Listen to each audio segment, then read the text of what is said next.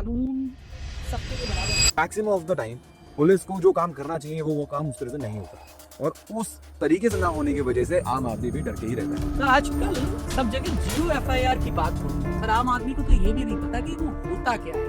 अब कोई पुलिस वाला कंप्लेन लिखने से या एफआईआर लिखने से मना नहीं कर सकता इस ग्राउंड पे कि जी मेरे तो थाने में लगता, आप लौट जाओ। करेक्ट, ये बहुत हुआ करता था पहले। बहुत सारी पॉपुलेशन ऐसी है जो कि अपने आप को बहुत ओवर स्मार्ट समझती है कि यार क्यों ही देने लाख रुपए वकील के, 50,000 रुपए क्यों ही देने हैं, ये तो हम चैट जीटीपी के ऊपर डालेंगे और चैट जीटीपी बना के दे देगा पूरा एग्रीमेंट और बस साइन करेंगे और जाके खुद ही कर लेंगे जाके। क्या ये सही तरीका रहेगा? बिल्कुल गलत तरीका है। कल जब आप कोर्ट में खड़े होंगे तो क्या चैट जीपीटी आपको रिप्रेजेंट करेगा? आजकल जो एलुमनाई वाले केसेस चल रहे हैं जहाँ पर आप देखें कि शादियाँ होती हैं, बड़े बड़े बिजनेसमैन, बड़े बड़े जो क्रिकेटर हैं, इनकी शादियाँ होती हैं और कुछ टाइम के बाद में 1-2 साल लगते हैं, उसके बाद में लोग अलग हो जाते हैं और वाइफ बहुत बड़ा पैसा क्लेम करती है। क्या ये सही तरीका है? कि ऐसा नहीं सिर्फ औरत एलिमनी मांगती है, हस्बैंड भी मांग सकता है। ओके, हस्बैंड भी मेंटेनेंस एलिमनी दोनों मांग सकता है, बट पता ही नहीं ना, ये तो नई बात बताई आपने। पता ही नहीं लोगों को। आपने कभी किसी ऐसे केस को डिफेंड किया है जहां आपको भी लगा हो, जिसको हम डिफेंड करते हैं वो ऑलरेडी गिल्टी है और लेकिन कानून के हिसाब से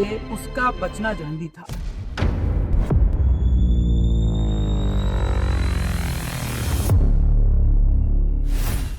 डेवलपर परचेस करने के बावजूद साल दर साल आपसे पैसा ले रहा है और आपको अभी तक पोजीशन नहीं दे रहा, तो आप क्या करना चाहेंगे?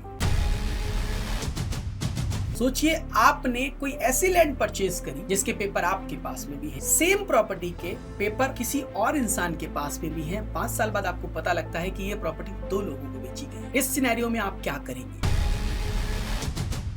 सोचिए अगर आपके पास में एक मैसेज आता है जहां पर आपको एक एफआईआर आपके खिलाफ दिखती है, उस केस में आप क्या करेंगे? सोचिए अगर आपके घर सीधा एक वारंट आता है और पुलिस आपको घर से उठा के ले जाती है। अब आप कहेंगे मैंने 2 चीजों को क्लब किया है, एक क्रिमिनल लॉ और एक सिविल लॉ। तो आज सिविल लॉ की हम बात करेंगे पर साथ साथ हम क्रिमिनल लॉ की भी बात करेंगे, क्योंकि सिविल लॉ के अंदर जो एडवोकेट है शायद वो आपको उस लेवल पे हेल्प ना कर पाए जो एक क्रिमिनल लॉ आपकी हेल्प कर सकता है। क्योंकि डेवलपर मल्टीपल टाइम आप लोगों से कुछ ऐसी चीजें साइन करवाता है जो शायद आज से पहले आपको उनके बारे में कोई जानकारी ना, पर एक प्रॉपर लॉ एडवाइस आपको बचा सकती है लाखों रुपए के नुकसान से। आज का जो इस पूरे पॉडकास्ट में हमारा मार्गदर्शन करेंगे उनका नाम है तरुण गौर जी, जो कि क्रिमिनल एक्सपर्ट हैं, साथ साथ में सिविल के भी एक्सपर्ट, इंडिया के प्रोमिनेंट नेशनल लॉ स्कूल के ऑल इंडिया रैंक 1 होल्डर हैं, साथ साथ हाई प्रोफाइल केसेस और हाई कोर्ट के अंदर प्रैक्टिस करते हैं। उनके थ्रू समझेंगे कि क्या होता है कोर्ट रूम के अंदर, किस तरीके से एक कॉमन इंसान इन सारी चीजों से बच सकता है, अपने राइट लॉ को समझ सकता है और जो बड़ी बड़ी ताकतें हैं आज के टाइम के ऊपर, चाहे वो रियल एस्टेट के अंदर हो, क्योंकि बहुत बड़ी भ्रांति है लोगों के अंदर कि जो रियल एस्टेट डेवलपर है उसके पास तो बहुत बड़ी सेना है। तो इन सारी चीजों का सवाल आज हम पूछने वाले हैं तरुण जी से। आपको मजा आने वाला है इस पॉडकास्ट के अंदर। तो अगर आप लोग फर्स्ट टाइम आए हैं तो चैनल को सब्सक्राइब कर ले और वीडियो अंत तक देखें। तो इस वीडियो में हम बुलाते हैं तरुण जी को। तो तरुण जी आपका बहुत बहुत स्वागत है मेरे इस पॉडकास्ट में, और मैं चाहूंगा कि कुछ आप अपने बारे में थोड़ा सा बताएं। Akash ji, thank you for having me on your podcast. First of all मेरे बारे में आपने सब तो बता ही दिया। हमारी तो दिनचर्या देखिए साहब, सुबह कोर्ट में शुरू होती है, शाम को दफ्तर में खत्म होती है। घर में तो हम मुश्किल से 4-6 घंटे ही रह पाते हैं। इतने सालों में जो इकट्ठा किया है आज आपको दे देंगे। तो चलिए सबसे पहला सवाल हम आपसे यही पूछते हैं, क्या कानून सबके लिए बराबर है? देखिए आकाश जी, कानून सबके लिए बराबर बिल्कुल है, जब तक बात थियोरी की है। जब बात प्रैक्टिकल पे आती है तो थोड़ी सिचुएशन बदल जाती है। कानून नहीं बदलता, सिचुएशन क्यों बदलती है? क्योंकि लोगों का माइंडसेट बदल जाता है। अगर आप पहले ये सोच के बैठेंगे कि जहां से सवाल निकला, और मुझे ये पता है सवाल कहां से निकला होगा, आदमी की अजम्पशन तो वही है कि पैसे वाले को सब मिल जाता है, और छुपाने की बात नहीं है, हर जगह ये होता है। अरे आप स्टार्ट ही अपने आप सोचना ही स्टार्ट करेंगे कि भाई मेरे पास पैसे नहीं तो न्याय नहीं मिलेगा, तो उसमें सिस्टम की गलती नहीं है, क्योंकि रिजल्ट तो होना ही पड़ता है। एक और सवाल है, बड़ा कॉमन सवाल है, बिकॉज हिंदुस्तान की पब्लिक के अंदर बड़ा डर है पुलिस को लेके कि यार पुलिस क्या करेगी, कभी भी बिना वारंट के मुझे घर से उठा के ले जाए, और तो उस सिचुएशन में क्या करना चाहिए? आकाश जी देखिए, डर तो होना थोड़ा जरूरी है क्योंकि वो एजेंसी बनाई इसलिए गई है, लेकिन वो डर का रीजन एक्चुअली में एक्चुअल जो रीजन है डर का, उससे हट के वो डर किसी और चीज पे, वो डर इसलिए है क्योंकि शायद maximum of the time police को जो काम करना चाहिए वो काम उस तरह से नहीं होता है, और उस तरीके से ना होने की वजह से आम आदमी भी डर के ही रहता है। और रही बात बिना वारंट के उठाने की, तो देखिए इसमें एक आपको थोड़ा टेक्निकल जाएगा ये, क्योंकि ये बाइफर्केशन समझना जरूरी है। पहले बात तो कोई भी पुलिस वाला आपको घर से उठा ही नहीं सकता या कहीं से भी अरेस्ट नहीं कर सकता जब तक आपके खिलाफ कोई एफआईआर ना दर्ज हो जाए, वो भी एक कॉग्निजेबल ऑफेंस के अंदर।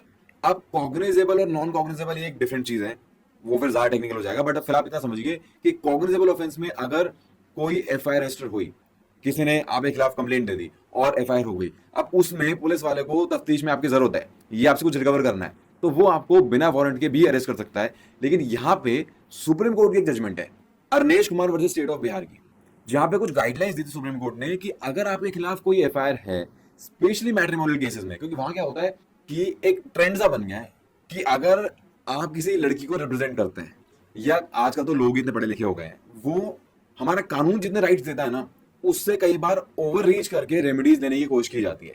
उन्हीं सिचुएशंस में कई बार ऐसी एफआईआर भी दर्ज हो जाती है जिनका कोई बेसिस नहीं होता और हो जाती है। इन ऑफेंसेस का देखिए, अब आप हर एक एफआईआर में किसी को अरेस्ट करने लगेंगे तो वैसी हमारी जेल्स ओवरफ्लडेड है, और उसके बाद आपकी लिबर्टी तो चली गई ना। एक आदमी के जेल जाने से उसको पूरा खानदान सफर करता है, फैक्ट है। इसीलिए जो मैंने आपको जजमेंट बोली, सुप्रीम कोर्ट ने बोला कि देखो भैया, अगर ऑफेंस 7 साल तक पनिशेबल है तो आपको पुलिस नहीं उठाएगी। यूजुअली ये प्रैक्टिस रहेगी, पुलिस को हिदायत है कि आप एक नोटिस भेजें जिसको भी आपको अरेस्ट करना है, या आपको लगता है कि मुझे जरूरत है इन्वेस्टिगेशन में, अगर वो उस नोटिस में नहीं आता है तब आप उसे अरेस्ट कर सकते हैं। लेकिन अगर आपको नोटिस आए तो आप उसको टाइमली फॉलो कर रहे हैं तो डेफिनेटली आप शायद अरेस्ट के घेरे से बाहर रहेंगे। लेकिन इसमें बस मैं एक कॉशन डाल दूं कि देखिए, जजमेंट गाइडलाइंस सब ठीक है, अपनी जगह पे है, पुलिस वाले काफी टाइम इसको फॉलो करते भी हैं, पर काफी बार फॉलो नहीं भी करते हैं, और हो ये रहा है कि 7 साल वाले ऑफेंस में भी डायरेक्ट बिना वारंट के आपको उठा लेते हैं। अब ये उस जजमेंट की वॉयलेशन नहीं है, क्योंकि उस जजमेंट में एक पॉइंट ये भी ऐड है, हाँ ठीक है नोटिस देना चाहिए, लेकिन अगर कहीं पुलिस वाले को ये लग गया कि नोटिस देने से या तो ये भाग जाएगा या मेरे हाथ में नहीं आएगा, तो वो उसको अरेस्ट कर सकता है 7 साल के ऑफेंस में। तो ये इसमें सबसे ज्यादा बेटर ये होता है कि अगर आपके खिलाफ ऐसा कुछ हो गया है तो आप टाइम रहते किसी लीगल एक्सपर्ट को प्लीज कंसल्ट कर लें, क्योंकि आपके फैक्ट्स में ही आपके ऑप्शन निकल के आएंगे। सर आजकल सब जगह 0 एफआईआर की बात हो रही है, पर आम आदमी को तो ये भी नहीं पता कि वो होता क्या है। प्रकाश जी, बहुत इंपॉर्टेंट क्वेश्चन आपने पूछा और बहुत अच्छा पूछा है। स्पेशली अब जब हमारे पास नए कानून है, नए कानून से मेरा मतलब पहले आईपीसी हुआ करता था, इंडियन पीनल कोड, आज बीएनएस है, भारतीय न्याय संहिता। सीआरपीसी हुआ करता था, क्रिमिनल प्रोसीजर कोड, आज बीएनएसएस है ना। तो ये नए लॉज हैं, बीएनएस, बीएनएसएस। 0 एफआईआर का कंसेप्ट ये होता है कि आप मान लीजिए साहब, आप आज गुड़गांव में बैठे हैं, ठीक है, आपने देखा कि भैया यहाँ पे तो कोई एक क्राइम हो गया। अब यहाँ क्राइम हो गया तो आपने क्या करा, जो भी यहाँ पे आपका नियरेस्ट पुलिस स्टेशन पड़ता है, आपने यहाँ जाके इन्फॉर्मेशन दे दी कि भैया इसको देखो जरा क्या हुआ है, पुलिस वाले तफ्तीश करेंगे। ये तो आपने उसी थाने में जाके कर दिया जहाँ हुआ। अब क्या है कि मान लो एक लड़की गुड़गांव में रहती है, शादीशुदा घर में रहती है, वो डेली आती जाती रहती है क्योंकि उसका मायका शायद दिल्ली में। अब दिल्ली गुड़गांव के आने के बीच में उसके साथ कोई क्राइम हो जाता है दिल्ली में, कुछ भी हुआ, दिल्ली में चेन स्नैच हो गई या कुछ भी हो गया, मतलब एक ऑफेंस उसके साथ, एक घटना घट गई दिल्ली में। अब वो दिल्ली के बजाय गुड़गांव तो आ गई, अब क्या वो कंप्लेंट देने, एफआईआर देने वापस दिल्ली जाएगी? नहीं, वो गुड़गांव में भी कंप्लेंट दे सकती है। इसको बोलते हैं 0 एफआईआर। ओके, मतलब कहीं पे भी कंप्लेंट की जा सकती है। करेक्ट। कंप्लेंट का मतलब आपको सिर्फ इतना है कि आपको जो आपके साथ घटना हुई है या आपने होते हुए देखी है, ऑफेंस होते हुए, आप वो पुलिस को बताएंगे कि साहब ऐसे ऐसे हुआ और ये ऑफेंस हुआ है, प्लीज इसका संज्ञान लीजिए। वो आप किसी भी थाने में कर सकते हैं, ठीक है। अब एक और एग्जांपल ये भी है कि मान लो आप कहीं किसी थाने में जाके कंप्लेंट देना चाह रहे हो, पुलिस वाले ही रिसेप्टिव नहीं है, ये देखिए ये भी एक चीज है। लेकिन पुराने कानूनों में एक दिक्कत थी, ये कोडिफाइड नहीं था, यानी हमारे कानून में ये लिखा ही नहीं था कि आप 0 एफआईआर भी कहीं कर सकते हैं। ये सब जजमेंट्स के थ्रू सुप्रीम कोर्ट ने इवॉल्व किया। पर आज जब हमारे पास नया कानून है तो 173 जो 154 सीआरपीसी का है, 173 बीएनएसएस का है, उसमें ये लाइन कैटेगोरिकली ऐड कर दी है कि अब कोई पुलिस वाला कंप्लेंट लिखने से या एफआईआर लिखने से मना नहीं कर सकता इस ग्राउंड पे कि जी मेरा तो थाना ही नहीं लगता, आप कहीं और जाओ। करेक्ट, ये बहुत हुआ करता था पहले, और जबकि पहले भी उनकी ड्यूटी थी कि अगर आपको इन्फॉर्मेशन आ रही है तो एफआईआर करो।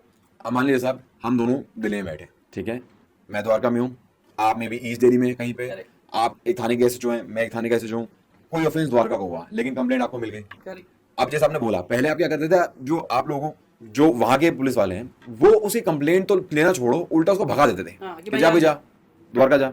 अब आपकी ये ड्यूटी है कि आप रजिस्टर करोगे, एफआईआर करोगे, फिर आप वो एफआईआर मुझे भेज दो द्वारका में कि भाई आपके एरिया में ये क्राइम हुआ है तो कृपया करके आप इस पे तफ्तीश करो। लेकिन आप मना नहीं कर सकते कंप्लेंट लिखने से। ओके, ये है जीरो एफआईआर। जीरो एफआईआर तो बड़ा सही चेंजेस हुए हैं, क्योंकि जितनी मेरी अंडरस्टैंडिंग है, जो कानून बहुत साल पहले अंग्रेज बना गए थे उसको चेंज किया गया है, मल्टीपल कानून चेंज हुए हैं।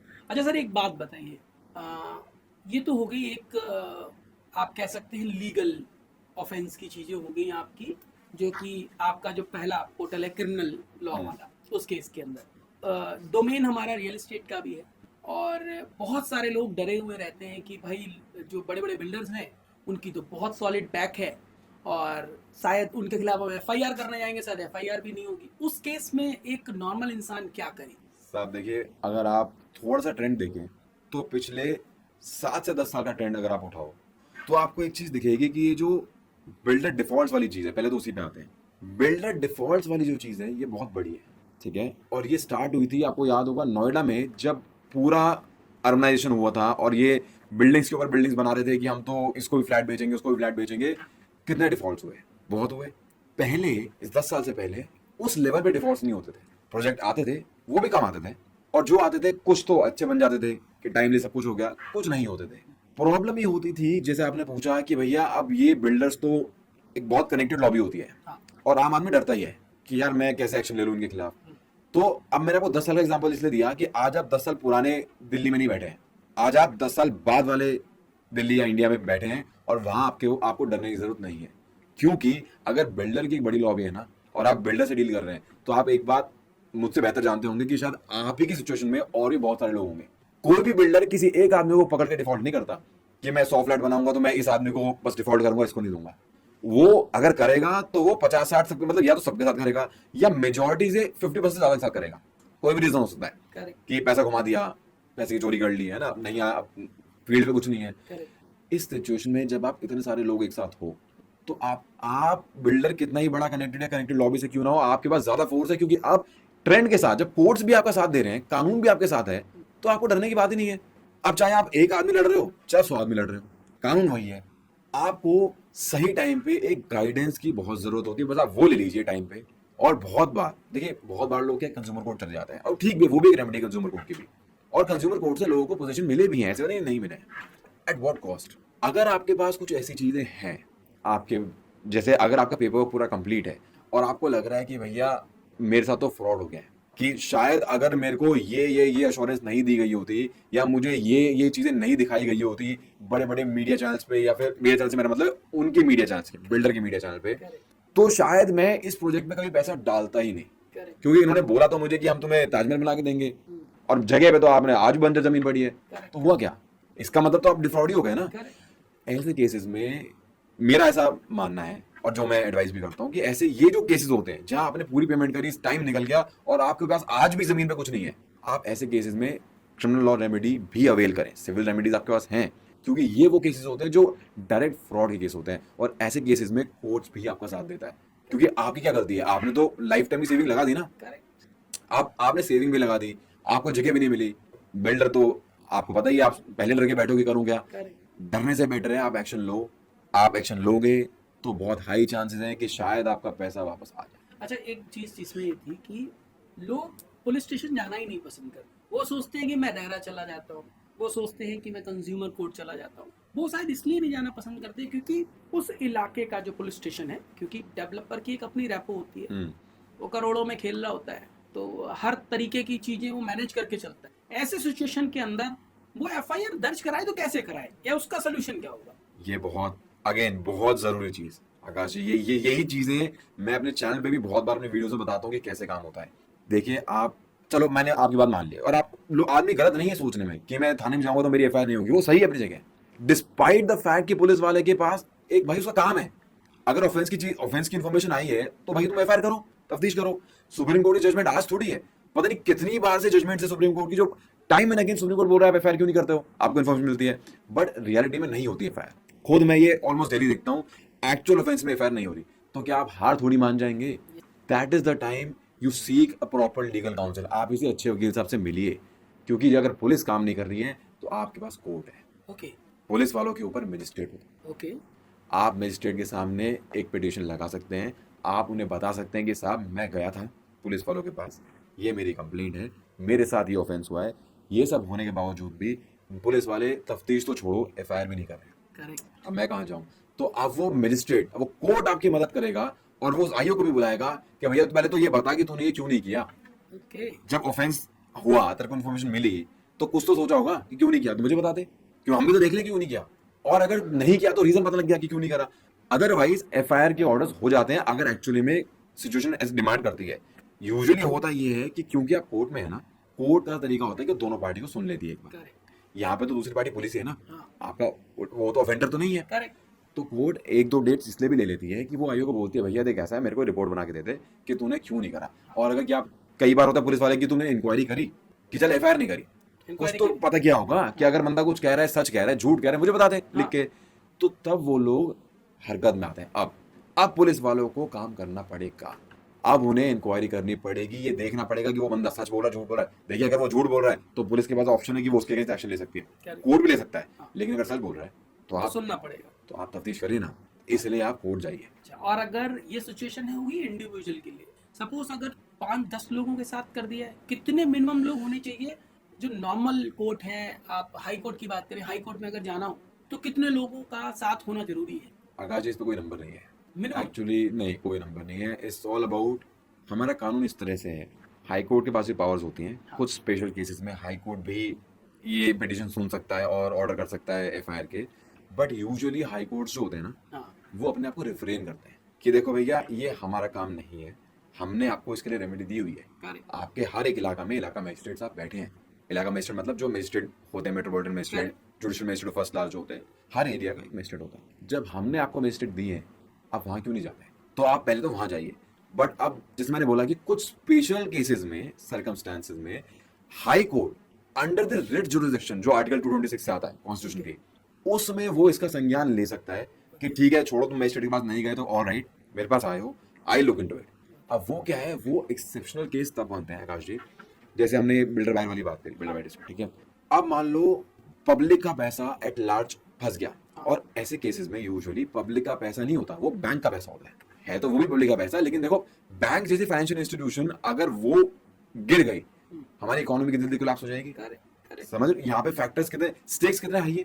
क्योंकि आदमी तो क्या करता है भाई, 10% मैं अपनी जेब से डालता हूँ, 1 करोड़ का मेरा फ्लैट है, कुछ प्रॉपर्टी, तो 90 लाख का मैंने लोन ले लिया। अरे भाई वो ईएमआई तो भर रहा है। लेकिन अब ये बात बताओ, जिसको भर रहा है, अपने बिल्डर को पैसे दे जा रहा है कि भैया मेरे को मेरा फ्लैट दे दो, फ्लैट तो है ही नहीं। आप या तो ईएमआई देनी रोक देगा, या चलो नहीं भी रोकी, वो पैसे तो बिल्डर ने साइफन ऑफ कर दिया ना। इसका मतलब कि मेरे को कहीं से कुछ 100 करोड़ रुपए आ गए और मैंने क्या करा, घुमा फिरा के शेल कंपनी बनाई, और वो मैंने किसी न किसी कंपनी में देके और मैं ले गया जी केमन आइलैंड्स, किसी भी टैक्स हेवन्स में। पैसा तो बैंक का चला गया ना। अब बैंक कहाँ से क्या करेगा? अब देखो, और ऐसे में कम से कम 100 से 1000 लोग, जनता फंस गई। इन केसेस में आप डेफिनेटली हाई कोर्ट जा सकते हैं without approaching the magisterial court कि साहब क्योंकि ये सिचुएशन थोड़ी एक्सेप्शनल है, प्लीज़ आप इसमें देखिए। और ऐसे केसेस में कई बार अगर इन सारे 100,000 लोगों के पास अच्छे से इनके डॉक्यूमेंट्स पूरे तैयार है ना, अगर स्टार्टिंग से एंड तक, कोई बड़ी बात नहीं है कि हाई कोर्ट इसके अंदर हाई पावर कमेटी ही अलग से बनाते हैं। Okay, to look into these cases कि आप पुलिस को तो छोड़ो, उनके तो बस की नहीं ये चीज़ें। कई बार ऐसी सिचुएशन भी आ जाती है कि अगर हम पुलिस को देंगे, मान लो ये जो ऑफेंस है ये दिल्ली, नोएडा, गुड़गांव, मुंबई हर जगह फैला हुआ है। अब दिल्ली पुलिस थोड़ी हर जगह इन्वेस्टिगेट करेगी, मुंबई पुलिस यहाँ नहीं करेगी। तो वो एक हाई पावर्ड कमेटी या फिर कोई सेंट्रल एजेंसी, जैसे लोग सीबीआई को समझते हैं, बस मैं एग्जांपल दे रहा हूँ, कोई सेंट्रल एजेंसी को भी अपॉइंट कर सकती है कि आप देखो इसके अंदर क्या करना है। तो वो एक्सेप्शनल केसेस आपको देखना पड़ता है जहाँ पे बड़ा पैसा इन्वॉल्व हो, बड़े सारे लोग इन्वॉल्व हो। ये सवाल, एक नोएडा का एक प्रोजेक्ट है जहाँ पे मेरे अंकल, उन्होंने प्रॉपर्टी खरीदी थी आज से ऑलमोस्ट 2000 बात करें 12 में, और बहुत सारे लोगों ने खरीदी, अलग अलग जगह से खरीदी। वो डेवलपर ही गायब है, निर्णय आ चुका है उसके खिलाफ, पर बंदा गायब है। अब इस सिचुएशन में एटलीस्ट 10,000 के आसपास लोग हैं, उनको रिलीफ कैसे मिलेगी? उस सिचुएशन में क्या होगा? अगला टास्क क्या होगा? जब बंदा ही नहीं है और जमीन है खड़ी हुई पूरी, उस सिचुएशन में क्या होता है? निर्णय क्या आया पहले आप मुझे? निर्णय आया कि डेवलपर को या तो बना के देना पड़ेगा या पैसा देना पड़ेगा। और ये निर्णय किस कोर्ट का था? कंज्यूमर का, सिविल कोर्ट का, किस कोर्ट का? ये सिविल कोर्ट का। Civil court. देखो साहब, आपने एक बात बोली कि बिल्डर तो है ही नहीं। हाँ। और आपकी बातों से मुझे ऐसा लग रहा है कि शायद 12 से आज हम 25 से बैठे हैं, हाँ। ऑलमोस्ट 13 साल हो गए इस बात को, एंड आई बिलीव जो एरिया था प्रोजेक्ट का उस पे भी काम या तो रुका हुआ होगा या आधा पौना हुआ होगा, हाँ, आधा पौना हुआ। जो ढंग से मतलब वो है ही नहीं रहने लायक, अभी बहुत काम होना है इसमें। अब यहाँ पे इसीलिए आपको मैंने बताया कि आप क्रिमिनल लॉ रेमेडी लो, क्योंकि अगर आप क्रिमिनल लॉ रेमेडी ले लेते उस जमाने में 12 में, आप एफआईआर की कोशिश कर लेते और अगर कोर्ट को लगता है कि हाँ जेन्युइन चीज है एफआईआर होती, तो ये भागने से बच जाता। क्योंकि आप एलओसी की एप्लीकेशन लगा के, एलओसी मतलब लुकआउट सर्कुलर सरकार जारी कर देती है कि कोई भी अगर देश से भागना चाहेगा और उसके खिलाफ एलओसी खोला है तो भाग नहीं पाए, तो पहली बात तो रुक जाता, ठीक है, सो फिर वो बना के देता। अब आज जब वो ट्रेसेबल नहीं है, हम तो ये अज्यूम कर सकते हैं वो ट्रेसेबल नहीं है, अब क्या करें। ऐसे में कई बार ऐसा हुआ है कि कोर्ट्स क्या करती है, अपनी एक किसी पीएसयू को, कोई सरकारी कंपनी को बोलती है कि भैया आप एक काम करो, आप इस प्रोजेक्ट को टेक ओवर करो, फिर जो पूरा लैंड होता है उस प्रोजेक्ट का वो सब उसको पीएसयू को मिल जाता है, या तो आप इसको बना दो। अब सेंट्रल गवर्नमेंट, सेंट्रल एजेंसी आपकी एनबीसीसी भी हो सकती है। सेंट्रल एजेंसी मतलब जो पीएसयू कोई प्राइवेट सेक्टर अंडरटेकिंग की तरह काम करती है, तो जैसे एनबीसीसी एक है फॉर एग्जांपल, उनको कोर्ट ये बोल सकती है, या फिर कि आप टेंडर के थ्रू किसी बिल्डर को बोलो कि भैया ये बना दे, या फिर आप बना दो जैसे भी करके, और जो कॉस्टिंग आती है अगर इन लोगों का कुछ पैसा बकाया है तो आप उनसे वो ले लीजिए, या पैसा पूरा आ चुका है तो आप थोड़ा सा वैल्यूएशन लेके आप यहाँ से फंडिंग लो, कुछ करो, थोड़ा सा लोग भी कोऑपरेट करें, तो मतलब वो एक कमेटी के थ्रू ही काम होता है। कमेटी से मेरा मतलब है वो कोर्ट मॉनिटर कमेटी, एक कमेटी बनती है ऐसे केसेस में, तब ये काम आगे बढ़ता है। और ऐसा हुआ है पास्ट में, मैं बिल्डर का नाम नहीं लूंगा, एग्जैक्ट सिचुएशन में वो प्रोजेक्ट एक पीएसयू को हैंडओवर किया गया, और आई गेस अभी शायद if I am not wrong 2023 के आसपास उन्होंने सबको पोजीशन दे दी। ये जो प्रॉब्लम थी ना, जहाँ पर लोग इकट्ठे नहीं हो पाते, मैंने ना तरुण जी इसमें हाउसी बॉयज बनाया है। अच्छा, हाउसी बॉयज क्या करता है, जैसे आपने एक प्रोजेक्ट में इन्वेस्टमेंट की और हजारों लोगों ने की, अब हजारों लोग अलग हैं, प्रोजेक्ट बना नहीं, ऐसी सिचुएशन में आपको सबसे इंपॉर्टेंट चीज होती है कि यार मुझे लोग मिल जाए एटलीस्ट जिन्होंने उस प्रोजेक्ट पे इन्वेस्टमेंट कर रखी हो, और सब वर्किंग है आज के टाइम पे, कहीं जा नहीं सकते, तो हमने एक प्लेटफॉर्म बनाया housyboys.com, जहाँ पर आप जाते हैं, जहाँ पर जाने के बाद में हमने एक कम्युनिटी बना रखी है, हर प्रोजेक्ट बाई कमेटी, चाहे वो प्रोजेक्ट आया है, डिलीवर हुआ है या अंडर कंस्ट्रक्शन है, आप वहाँ पर जाके अगर ओनर हो तो अपनी डिटेल आप वहाँ पे फिल कर सकते हो, हम आपको एक्सेस दे देंगे उस कम्युनिटी के अंदर जितने और लोग आना चाहें वो, और जो लोग ऑलरेडी उसके अंदर एडजस्ट हैं, तो आप सारे इकट्ठे हो सकते हो। तो इकलौता ऐसा प्लेटफॉर्म होगा जो कि सबको इकट्ठा करने का मौका देता है कि आप सारे इकट्ठे हो जाओगे, यूनिटी बन जाओगे, तब आप लॉ की एडवाइस भी ले सकते हो। तो हमने ये प्लेटफॉर्म अभी बनाया है, तो लोगों के बड़ा काम आने वाला है। इसके अलावा एक और सवाल आपसे पूछता हूँ, और ये सवाल एक डेवलपर ने साइज लिख के दिया आपको कि वो आपको 1000 स्क्वायर फीट का कारपेट एरिया देगा, ठीक है, वो एग्रीमेंट के अंदर ये भी लिख के देता है कि 5% साइज छोटा या बड़ा हो सकता है। इस सिचुएशन में डेवलपर जब डे 1 साइज बनाता है, उसको पता होता है वो कितने बड़े प्लॉट के ऊपर और क्या नक्शे पास करवाता है आर्किटेक्ट से, सब कुछ पता होता है, पर फिर भी वो 5% का क्लॉज क्यों दिया है रेरा ने या गवर्नमेंट ने, उसको बेनिफिट क्यों दिया, बेनिफिट ऑफ डाउट, जिसकी वजह से वो करता क्या है कि कभी ऐसा नहीं होता कि वो कम पैसे ले, उसमें ये भी लिखा होता है कि 5% कम या ज्यादा हो सकता है, पर हमेशा ज्यादा के ही पैसे लेता है। और जब आप एक्चुअल में साइट पे नापने जाते हो तो वहां पे एरिया कम ही मिलता है, पूरा नहीं मिलता। ऐसी सिचुएशन के अंदर एक होम बायर क्या करे? आकाश जी देखिए, थियोरी में तो आप डेफिनेटली बहुत कुछ कर सकते हैं, बट मैं आपको सिंपल बताऊं, आप कुछ ऐसी सिचुएशन में कुछ ना ही करें तो बेटर है, अनलेस जब तक वो फिगर ब्रीच नहीं हो रहा है, 5% वाला जो उन्होंने मेंशन्ड है, जब तक वो ये चीज़ें ब्रीच नहीं हो रही है तब तक तो आप मतलब आपको कुछ खास मिलेगा नहीं, क्योंकि आपने कॉन्ट्रैक्ट साइन किया है, या तो आप बिल्डर से पहले नेगोशिएट करो।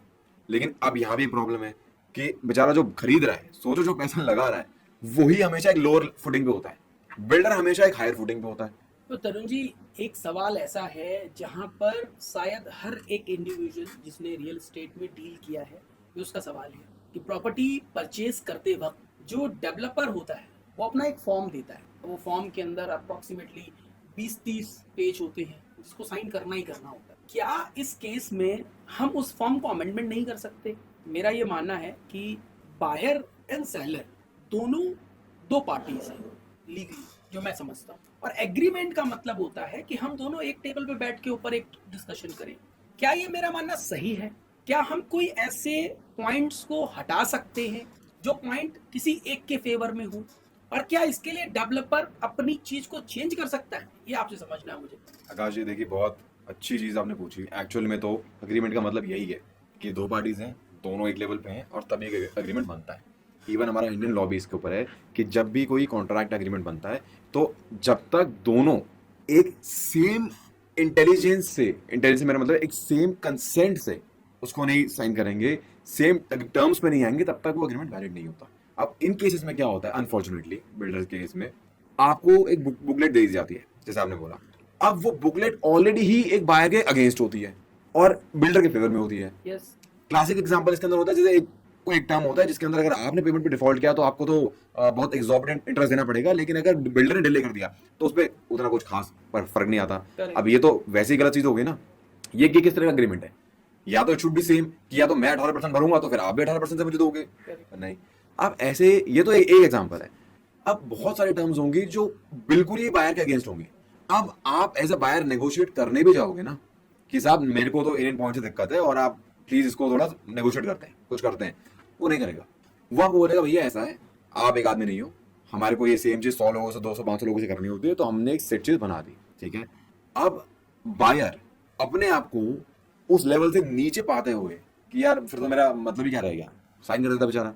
लेकिन आप समझो वो साइन करना आपके लिए, अगर आप सब लोग एक एक बायर अगर इस चीज पे अवेयर हो और अपने राइट्स को नेगोशिएट करना चाहे तो बिल्डर को भी एक लेवल के बाद थोड़ा सा मोल्ड होना पड़ेगा ताकि आपके खिलाफ जो चीजें उनको वो ठीक कर सके और एक प्रॉपर एग्रीमेंट बन सके। लेकिन अगर मान लो आपने इस एग्रीमेंट साइन कर दिए, वो भी तो देखे ना कि जो हो गए ऑलरेडी साइन, और अब आप फंस गए कि ना तो पोजीशन टाइम पे मिल रही है तो मैंने पेमेंट रोक दी, पर मेरे पे इंटरेस्ट भी चढ़े जा रहा है, मेरा बकाया देना 5 लाख रुपए था वो इंटरेस्ट आ गया 50 लाख हो गया, अब क्या करूं।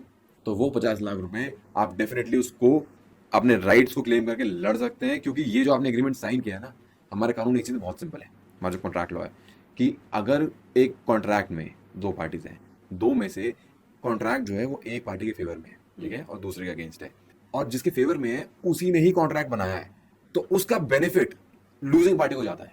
ओके क्योंकि जिसने बनाया वो तो अपने फेवर में बनाएगा ही ना। Correct. और सिचुएशन भी ऐसी हो गई कि जहां आपके पास फ्री विल ही नहीं है, करेक्ट मजबूरी में साइन करना पड़ रहा है, तो वहां पे हमारा law will come to help you, क्योंकि जिसने एग्रीमेंट नहीं बनाया डेफिनेटली कोर्ट उसको बेटर कंसीडर करेगी कि भैया जब वो तो वैसे किसी पावर में नहीं था बनाने की। अब ये तो ये फिर ये फ्री कंसेंट कहां से हुई। तो ये बहुत जरूरी चीज है, प्लीज मैं तो चाहता हूँ कि हर एक आदमी इस चीज को समझ जाए।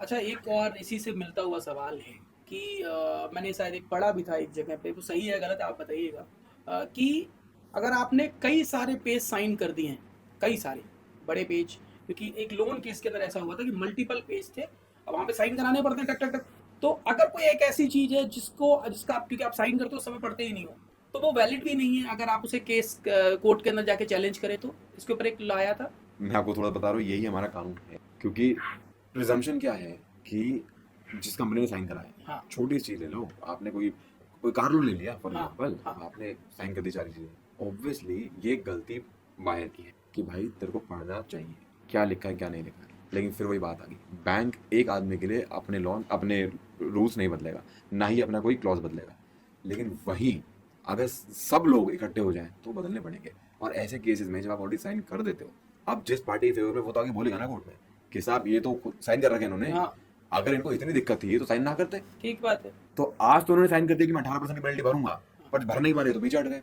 वहां पे ही ये एग्रीमेंट ही बिल्डर के या कई बार बैंक के खिलाफ भी जा सकता है, क्योंकि बैंक से जब आप गार्ड लोन की बात कर रहे हैं, जब आप कार लोन भी लेते हैं और आप डिफॉल्ट कर जाते हैं, तो आप कहीं पे भी बैंक के पास ये राइट नहीं है कि आपको धमकाने के लोग भेज दें, या जो लोगों को आके कॉल्स आती हैं धमकाने वाली कि हम मार देंगे कर देंगे वो कर देंगे पैसे दे, these are all illegal acts. Bank can not do it.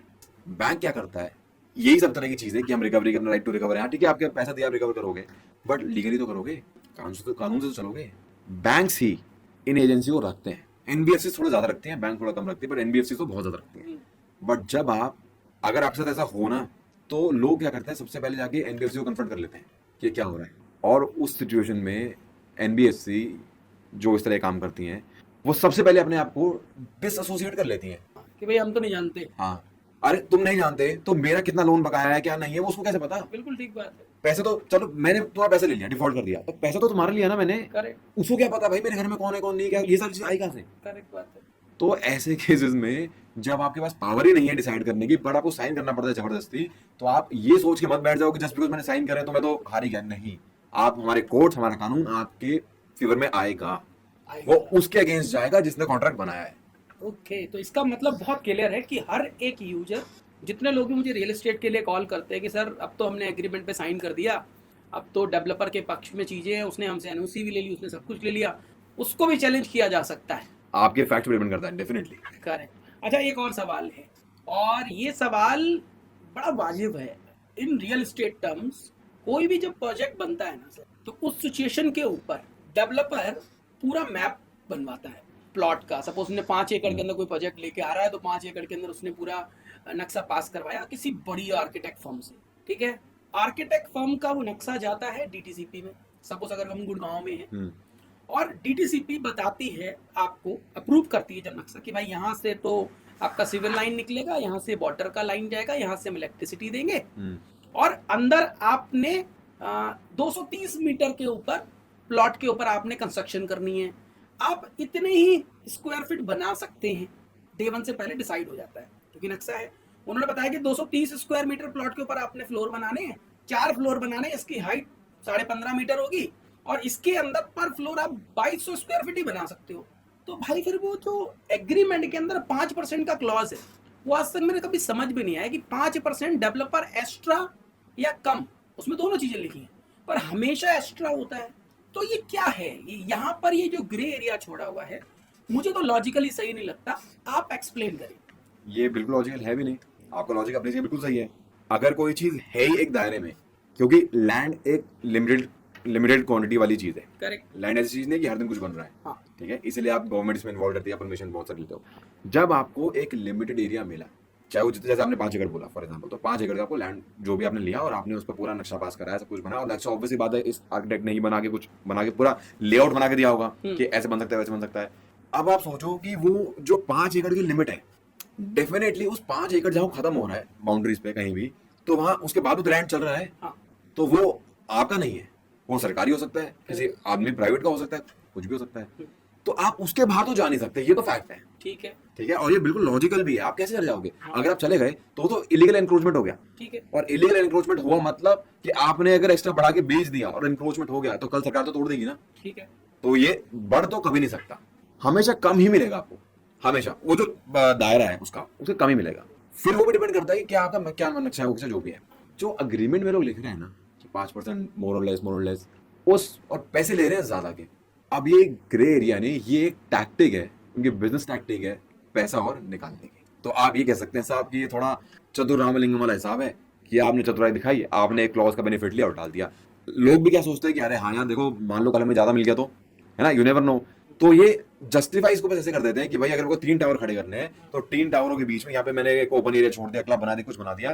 तो 3 टावर में अगर आपने बोला कि भैया ये 100 गज का बनेगा, हो सकता है वो 105 गज तक स्पिल ओवर हो जाए, लेकिन वो फिर भी रहेगा उस दायरे में ही 5 एकड़ के अंदर कि 100 गज की मेरे को 5 बिल्डिंग बनानी है, तो वो 105 गज भी हो सकती है, कोई 95 गज भी हो सकती है। वो जस्टिफाई ये करेंगे, और वहां तक वो ठीक भी है। जो आर्किटेक्ट ने अपनी कैलकुलेशंस दी और जो ग्राउंड पे काम हुआ, उसमें एक मार्जिन ऑफ एरर हमेशा आएगा, हमेशा आएगा।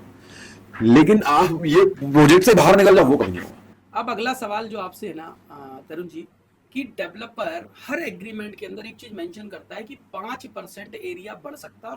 अब मुझे एक चीज ये समझ नहीं आती, पहले वाला तो सिस्टम रहा नहीं कि जब नक्शे पास नहीं होते थे, कोई भी आके कहीं पे भी कुछ भी बना रहा होता था। पर गुड़गांव में अगर आप डेवलपर हो या कहीं पे भी डेवलपर हो, तो सबसे पहले तो आप किसी बड़ी आर्किटेक्ट फर्म से आप प्रॉपर कि भाई 5 एकड़ है, 5 एकड़ के अंदर आप इतने ही टावर बना सकते हो या इतने ही फ्लोर बना सकते हो, इतने ही प्लॉट है। सपोज 5 एकड़ में 200 प्लॉट है, तो आप 200 प्लॉट के ऊपर ही कंस्ट्रक्शन कर सकते हो, और 200 प्लॉट का आपने डायमेंशन देना पड़ेगा, क्योंकि भाई 12-24 मीटर का रोड निकलेगा, 9 मीटर का रोड निकलेगा, इधर आपका एसटीडीपी बनेगा, इधर आपका वाटर का स्टोरेज बनेगा। आपको पहले डे 1 सब कुछ पास कराना पड़ता है, बनवाना पड़ता है। उसके बाद डीटीसीपी के अंदर जाता है, वहां सर गवर्नमेंट अथॉराइज करती है, हाँ भाई जी ये नक्शा आप बना सकते हो। अब 200 स्क्वायर फीट का प्लॉट है सपोज कोई, ठीक है, 200 स्क्वायर मीटर का प्लॉट है, 200 स्क्वायर मीटर के प्लॉट के ऊपर कंस्ट्रक्शन 1800 स्क्वायर फीट हो सकती है अगर, तो भाई 1800 से वो 1850 कैसे हो सकती है? अगर डे 1 आपने डिसाइड कर रखा है कि उसके ऊपर 1800 स्क्वायर फीट ही बनेगा, तो डेवलपर ये अपने 5% का क्लॉज डाल के चलता है। इसका लॉजिक क्या है? ये कोई ग्रे एरिया जानबूझ के दिया गया है डेवलपर को? आकाश जी, ये ग्रे एरिया नहीं, ये सिर्फ एक बिजनेस टैक्टिक है, ज्यादा पैसे लेने के लिए। आपको एक दायरा मिला है, आप उस दायरे के बाहर नहीं जा सकते। स्ट्रेट सिंपल फॉरवर्ड, आपने दायरा एनक्रोच किया, आप इलीगल एनक्रोचमेंट में आ गए, सरकार उससे आज नहीं तो कल तोड़ेगी। तो जो 200 मीटर का जो प्लॉट है, आप उसने 201 भी चले गए ना अगर, हाँ, तो वो इलीगल एनक्रोचमेंट है। लैंड एक लिमिटेड कमोडिटी है, ये हर दिन कोई बना नहीं रहा है, जो है वो है। उसमें इसके साथ में भी तो किसी का होगा ना। करेक्ट। मान लो सरकारी लैंड ही है, हाँ, प्राइवेट छोड़ सरकारी लैंड है। अब हाँ, या प्राइवेट है तो किसी का खेत है, किसी का कुछ है, करेक्ट तो उसके लिए भी तो उसका वो 1 मीटर बहुत काम की चीज है ना, करेक्ट, और आपने इंक्रोच कर लिया, तो वो एक्सटेंड तो कभी नहीं हो सकता, कम हो सकता है। कम हो सकता है ना। तो कम हो सकता है तो आपके पैसे भी कम लगने चाहिए, हाँ क्योंकि आप पैसे दे रहे हो 100 गज का, मिल रहा है आपको 90 गज फॉर एग्जांपल। हम्म, तो ये जो पर गज पर स्क्वायर फीट के हिसाब से रेट लगाते हैं, तो वो तो आपने एक्चुअली 10% ज्यादा दे दिया, इस उम्मीद में कि शायद मेरे को 5% लैंड एक्स्ट्रा मिल जाए, हाँ। जो मिल नहीं सकता, हाँ जो मिल ही नहीं सकता, मिल डेवन नहीं सकता। और अगर एक और बात है इसमें कि चलो इसने 5% का क्लॉज लगा दिया, पेपर साइन करवा लिया आपसे, आपके लीगल राइट्स क्या है? अंदर एरिया तो बढ़ता नहीं है, वो तो सुपर एरिया बढ़ा देता है, जबकि सारी चीजें रियल एस्टेट में कारपेट एरिया पे बिकती है। तो ये सुपर एरिया बढ़ा दिया, कारपेट एरिया जितना बताया शायद उतना भी नहीं निकलता, बिल्कुल। क्योंकि हम पीडीआई करते हैं, पीडीआई के अंदर हम एक एक इंच नापते हैं आपके अपार्टमेंट का डिलीवरी होने से पहले, ठीक है, इंस्पेक्शन भी करते हैं। इस सिचुएशन के अंदर आपका जो पीडीआई है, आपका जो अपार्टमेंट है, उसका जो हम साइज नापते हैं और जो आपके एग्रीमेंट में साइज है, अगर उसमें कमी निकलती है तो एक इंडिविजुअल बायर के पास में क्या लीगल राइट्स हैं? देखिए साहब, 2 राइट्स, तो साहब आपके राइट्स दोनों लॉ में है, सिविल और क्रिमिनल में, लेकिन पहले 2 सिचुएशन समझ लेते हैं। आपने एक घर बुक कराया बिल्डर से, ठीक है आपने इनिशियल जो भी बुकलेट वगैरह सब साइन कर दी, सब हो गया, ठीक है आपको आपका लोन भी पास हो गया, लोन चल रहा है। अब लेट्स सपोज आपके फ्लैट की कीमत थी 1 CR, ठीक है, सारी पेमेंट चल रही है, आराम से चल रही है, आप 70 लाख या 80 लाख दे चुके हैं, और उस टाइम पे उससे पहले आपको बिल्डर ने बोला था भैया 1 करोड़ का है, तो उस हिसाब से काम चल रहा था। 80 लाख देने के बाद वो आपको बोलता है भैया देखो ऐसा है, जब कंस्ट्रक्शन हुई तो जैसे अभी हमने बात की वो एक्सटेंशन वाली, कि यार ये तो थोड़ा सा आपका एरिया बढ़ रहा है या घट रहा है, अब आम आदमी थोड़ी वहां जाके वो उसको फीता लेके नापेगा, उसको तो ये सोचता है, तो वो कहता है आप सर आपको 10 लाख रुपए एक्स्ट्रा देने पड़ेंगे, क्योंकि आपके इतना एक्स्ट्रा आ सकता है, आ तो नहीं गया ना। अब वो आदमी क्या करे जिसके 80 लाख रुपए लग गए, 10 लाख का फटका और लग गया ऊपर से, अब वो सोचेगा यार चल जमीन तो मिली रही है, जमीन की तो वैल्यू है, चल देता हूँ। ये सिचुएशन, फर्स्ट सिचुएशन जहां आपको शुरू में नहीं पता था, यहाँ पे आप डेफिनेटली अपना रिफंड तो मांग ही सकते हैं बिल्डर से।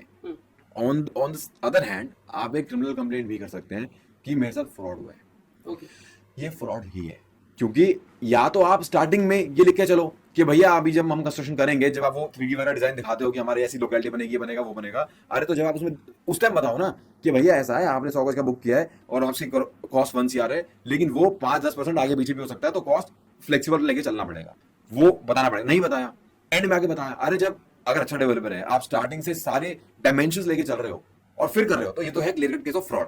क्योंकि अगर आपने बता दिया होता और मेरा बेवकूफ नहीं था 1 करोड़ 10 लाख देने का, तो शायद मैं पैसा लगाता ही ना। आपने मेरे से जान पूछ के पैसे लिए और आप बता रहे हो जब मेरी 80% पेमेंट हो चुकी है, और एग्रीमेंट के टाइम पे भी ब्रीफ किया, करेक्ट, कि अब मैं कहां जाऊं।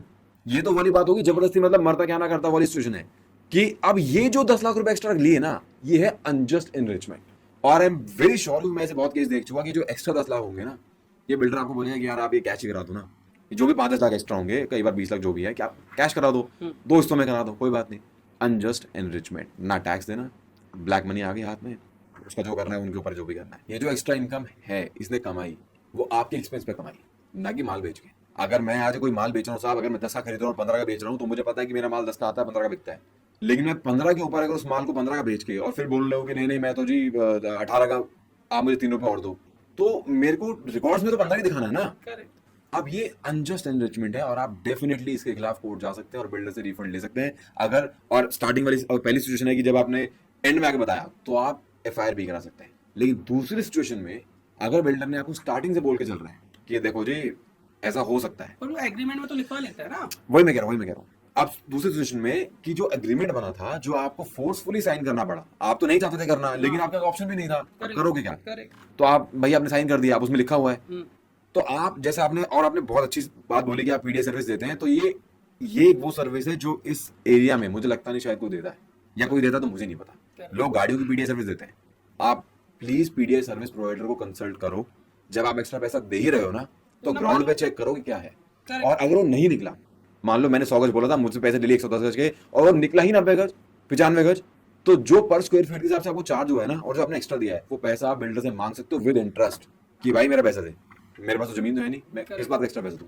तब और पेनल्टी भी ले सकते हो, बिल्कुल इंटरेस्ट लगा ना, कि 5 साल तो बनने में लग गए, फिर उसके बाद मैंने ये पैसा दिया हो तो मैं अब ना पा रहा हूँ, अरे तो इतने साल तो जो मैंने एक्स्ट्रा पैसा दिया उसका इंटरेस्ट कौन भरेगा? बट ये तभी हो सकता है जब आप एक सर्टिफाइड, अब आई एम श्योर अगर आप पीडीए सर्विस दे रहे हो तो आप कुछ सर्टिफाइड करके देते होंगे, सिविल इंजीनियर से सारे, तो आप सर्टिफाइड इन सर्विस दे जिन रहे बातें हैं हमारे पास में, जितनी कटिंग एज टेक्नोलॉजी है, फर्स्ट ऑफ ऑल सारे इंजीनियर हमारे 3 साल प्लस एक्सपीरियंस हैं, सारे क्वालिफाइड इंजीनियर हैं, कोई भी नॉर्मल आप कह सकते हो लेबर नहीं है, सारे इंजीनियर हैं, प्रॉपर कॉलेज से निकले हुए और अच्छी एक्सपीरियंस के साथ में हैं। एक एक कोना नापते हैं, तो सर्टिफाई करके देंगे ना? हाँ, सर्टिफाई करके प्रॉपर रिपोर्ट बना के देते हैं, विद डेवलपर के बंदे के सामने बनाते हैं। तो डेवलपर का बंदा डिनाई नहीं कर सकता कि नहीं जी ये तो इतना साइज स्क्वायर फीट लिखा था। और डिनाई कर भी देगा तो आप लैंड में इंस्पेक्ट करा लो। हाँ, अगर कोई इस पर ऑब्जेक्ट करता है तो भाई सरकारी एजेंसी से करा लो। सरकारी एजेंसी हो जाएगी वो तो अगर आप सर्टिफाई करके दे रहे हो तो आप कुछ सोचिए सर्टिफाई कर रहे हो ना, बिल्कुल करेक्ट है, निकल जाएगा। बिल्कुल करेक्ट। वहीं पे क्लियर कट आंसर आ गया और आपको रिफंड मिलेगा, क्योंकि आपके साथ हुआ तो गलत ही ना। और अगर ये बहुत सारे लोगों के साथ उन्होंने किया हुआ है तो सब लोग एक देखिए, इंडिया में ना एक कॉन्सेप्ट क्लास एक्शन सूट का ना उतना प्रेवलेंट नहीं है, हाँ, जो यूएसए में। करेक्ट। यूएसए में क्या क्लास एक्शन लॉ सूट में क्या होता है कि आप 5-10 लोग अगर मिल गए ना, हाँ, मिल के और आपने किसी कंपनी के आप सब एक सेम लेवल पे सफर हो, हाँ, तो वहां पे जूरी ट्रायल हो जाता है क्लास एक्शन सूट पे। आपको उन सबको पैसा देना पड़ेगा और वो बहुत ज्यादा पैसा देना पड़ सकता है, क्योंकि इंटरेस्ट सब मिला के। यहाँ पे क्या, अगर आप ज्यादा लोग हो ना, kind of class action suit डल सकता है। आप सब लोग मिलके या तो एक ऑर्गेनाइजेशन बना लो कि भैया हम इन सारे लोगों के लिए, इनके बेनिफिट के लिए, क्योंकि हम बिल्डर बायर की बात कर रहे हैं, तो अब एक बायर एसोसिएशन बना लिया आपने, रजिस्टर करा लिया उसको कि जी इसके ये चेयरमैन, प्रेसिडेंट, सेक्रेटरी वगैरह सब रहेंगे, क्योंकि कोर्ट में हर आदमी थोड़ी 1 तारीख पे आएगा। करेक्ट, बिल्कुल एक बात है। पर वो एक एसोसिएशन जो बन गई ना, हाँ, अब वो एसोसिएशन उस बिल्डर के खिलाफ लड़ेगी, केस डाल के जो भी उनको चाहिए कि Correct. मान लो मेरा 10 लाख फंस गया, किसी का 5 लाख फंसाओ, हो सकता है किसी का 3 लाख फंसाओ, तो कोर्ट उसको कंप्लीट देखेगा कि किसने कितना क्लेम मांगा है और किस चीज पर, किसके पास क्या डॉक्यूमेंट्स हैं। और अगर ये सभी के साथ हो रहा है तो फिर ये एक सिंपल सिविल चीज नहीं है, फिर ये इंटेंट पहले से खराब थी करेक्ट, कि मेरे को तो चोरी ही करनी है, चोरी ही करनी है, माल तो बेचूंगा पर चोरी भी करूँ। चोरी भी। तो ऐसे में आदमी भाग ना जाए, आप क्रिमिनल लॉ रेमेडीज भी ले सकते हैं। वो मेरे ख्याल से ज़्यादा सूटेबल है, क्योंकि मुझे ऐसा लगता है जब आप किसी को घसीटते हो ना कोर्ट के अंदर, डायरेक्ट मुखिया को घसीटते हो, तो आप ये मान के चलो कि मुझे ऐसा लगता है कि डेवलपर सबसे डरपोक कैटेगरी है, क्योंकि जिस दिन उसके गलेबान पे हाथ जाता है ना, सबसे पहले बुला के वो उसको आपका कंसल्ट करने की कोशिश करता है। जितने भी डेवलपर है, मैं A to Z की बात कर रहा हूँ, A to Z डेवलपर लगते हैं वो बहुत कि भाई मेरे पास बहुत सारे लोग हैं, मेरे पास बहुत बड़ी चैन ऑफ लॉयर्स हैं या बड़ी चीज़ें, पर मेरा हमेशा से मानना रहा है जितनी बड़ी मछली होती है ना, ठीक है, उसके अगर केस हो गया और उसने अपना कोई वकील भेजा और कोई बड़ा वकील गया उससे लड़ने, तो बहुत मोटा चार्ज करेगा। और अगर गवर्नमेंट एजेंसीज को पता लग गया भाई इसने गड़बड़ कर रखी है, तो गवर्नमेंट एजेंसीज भी बहुत तगड़े से टाइट करती हैं जुड़ी। और इस केस में डेवलपर हमेशा ये चाहता है भाई चल ठीक है तुम आ गया है, आजा सेटलमेंट करते हैं, और वो तोड़ने की कोशिश करता है, उन ग्रुप को भी तोड़ने की कोशिश करता है। इसीलिए मैंने जो हाउसी वॉइस बनाया ना, उसका लक्ष्य एक ही है कि हर इंसान जो एक दूसरे से अलग है, जिसको पता ही नहीं, उस ग्रुप के ऊपर जाकर कम्युनिटी सेंटर में जाके, कम्युनिटी ग्रुप में जाके अपने आप को रजिस्टर्ड कर सकता है। सारे जब यूनाइटेड रहोगे ना, तो कोई आपके साथ में गलत नहीं कर सकता, मेरा ये मानना है। सो तरुण जी, एक सवाल है कि पुरानी प्रॉपर्टीज रीसेल में कोई परचेज करते हैं, चाहे वो लैंड डील हो या डेवलपर की कोई प्रोजेक्ट आता है, वो भी कहीं ना कहीं लैंड परचेज करके डेवलपर बनाता है, पर मैक्सिमम टाइम क्लाइंट्स इग्नोर कर देते हैं उस चैन को चेक करने में, क्योंकि रेरा भी कई बार कुछ एनओसीज के बदले में सिक्योरिटी रख लेता है, डेवलपर सिक्योरिटी देता है एनओसीज की हम क्लियर करवा देंगे, और बाद में अगर वो एनओसीज में कोई चैलेंज आ जाए और डेवलपर ने तो माल भेज दिया, पैसा ले लिया, इस सिचुएशन में क्लाइंट क्या करे? देखिए आकाश जी, 2 चीजें हैं यहाँ पे, तो थोड़ा समझने के लिए थोड़ा इजी मैं अगर करना चाहूँ तो, आपने एक तो चेन की बात करी, यस, प्रॉपर्टी की चेन या कुछ भी, वो यूजुअली आते हैं जब आप किसी प्राइवेट आदमी से डील कर रहे हैं, तो आपको उस प्रॉपर्टी का बैकग्राउंड चाहिए होता है, वहाँ पे आप पूरी चेन देखते हो कि भाई क्या है क्या नहीं है। जब बात बिल्डर की आती है, अब बिल्डर ने तो फ्रेश बनाना सब कुछ, करेक्ट, चेन का तो मतलब ही नहीं है, हाँ, लेकिन फिर भी वो लैंड तो उसका नहीं था ना, या तो उसने सरकार से लिया होगा, इधर लीज होल्ड होगा या फ्री होल्ड भी जैसे भी होगा तो सरकार से लिया होगा, या कुछ फार्मर से खरीद के और सरकार से पास करा के फिर बनाया होगा उसको।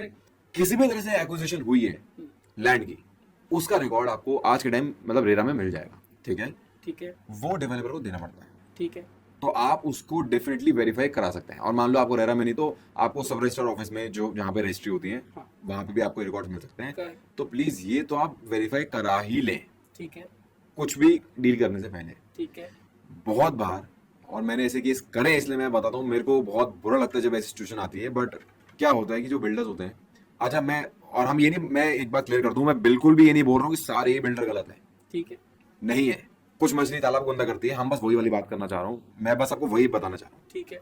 कि मेरे एक्सपीरियंस में मैंने ऐसे बिल्डर्स देखे हैं, वो आपको कुछ कागज दिखा देंगे, अगर आप उनसे पूछोगे कि भैया आपने लैंड कैसे खरीदा बताओ मुझे, वो आपको लाके दिखा देंगे, ठीक है। और यूजुअली क्या होता है, ये लोग क्या दिखाते हैं, जीपी एग्रीमेंट टू सेल, ऐसे एक पूरा एक डॉक्यूमेंट बनता है, GP agreement to sell, will, possession, ये सब चीजें बनती है।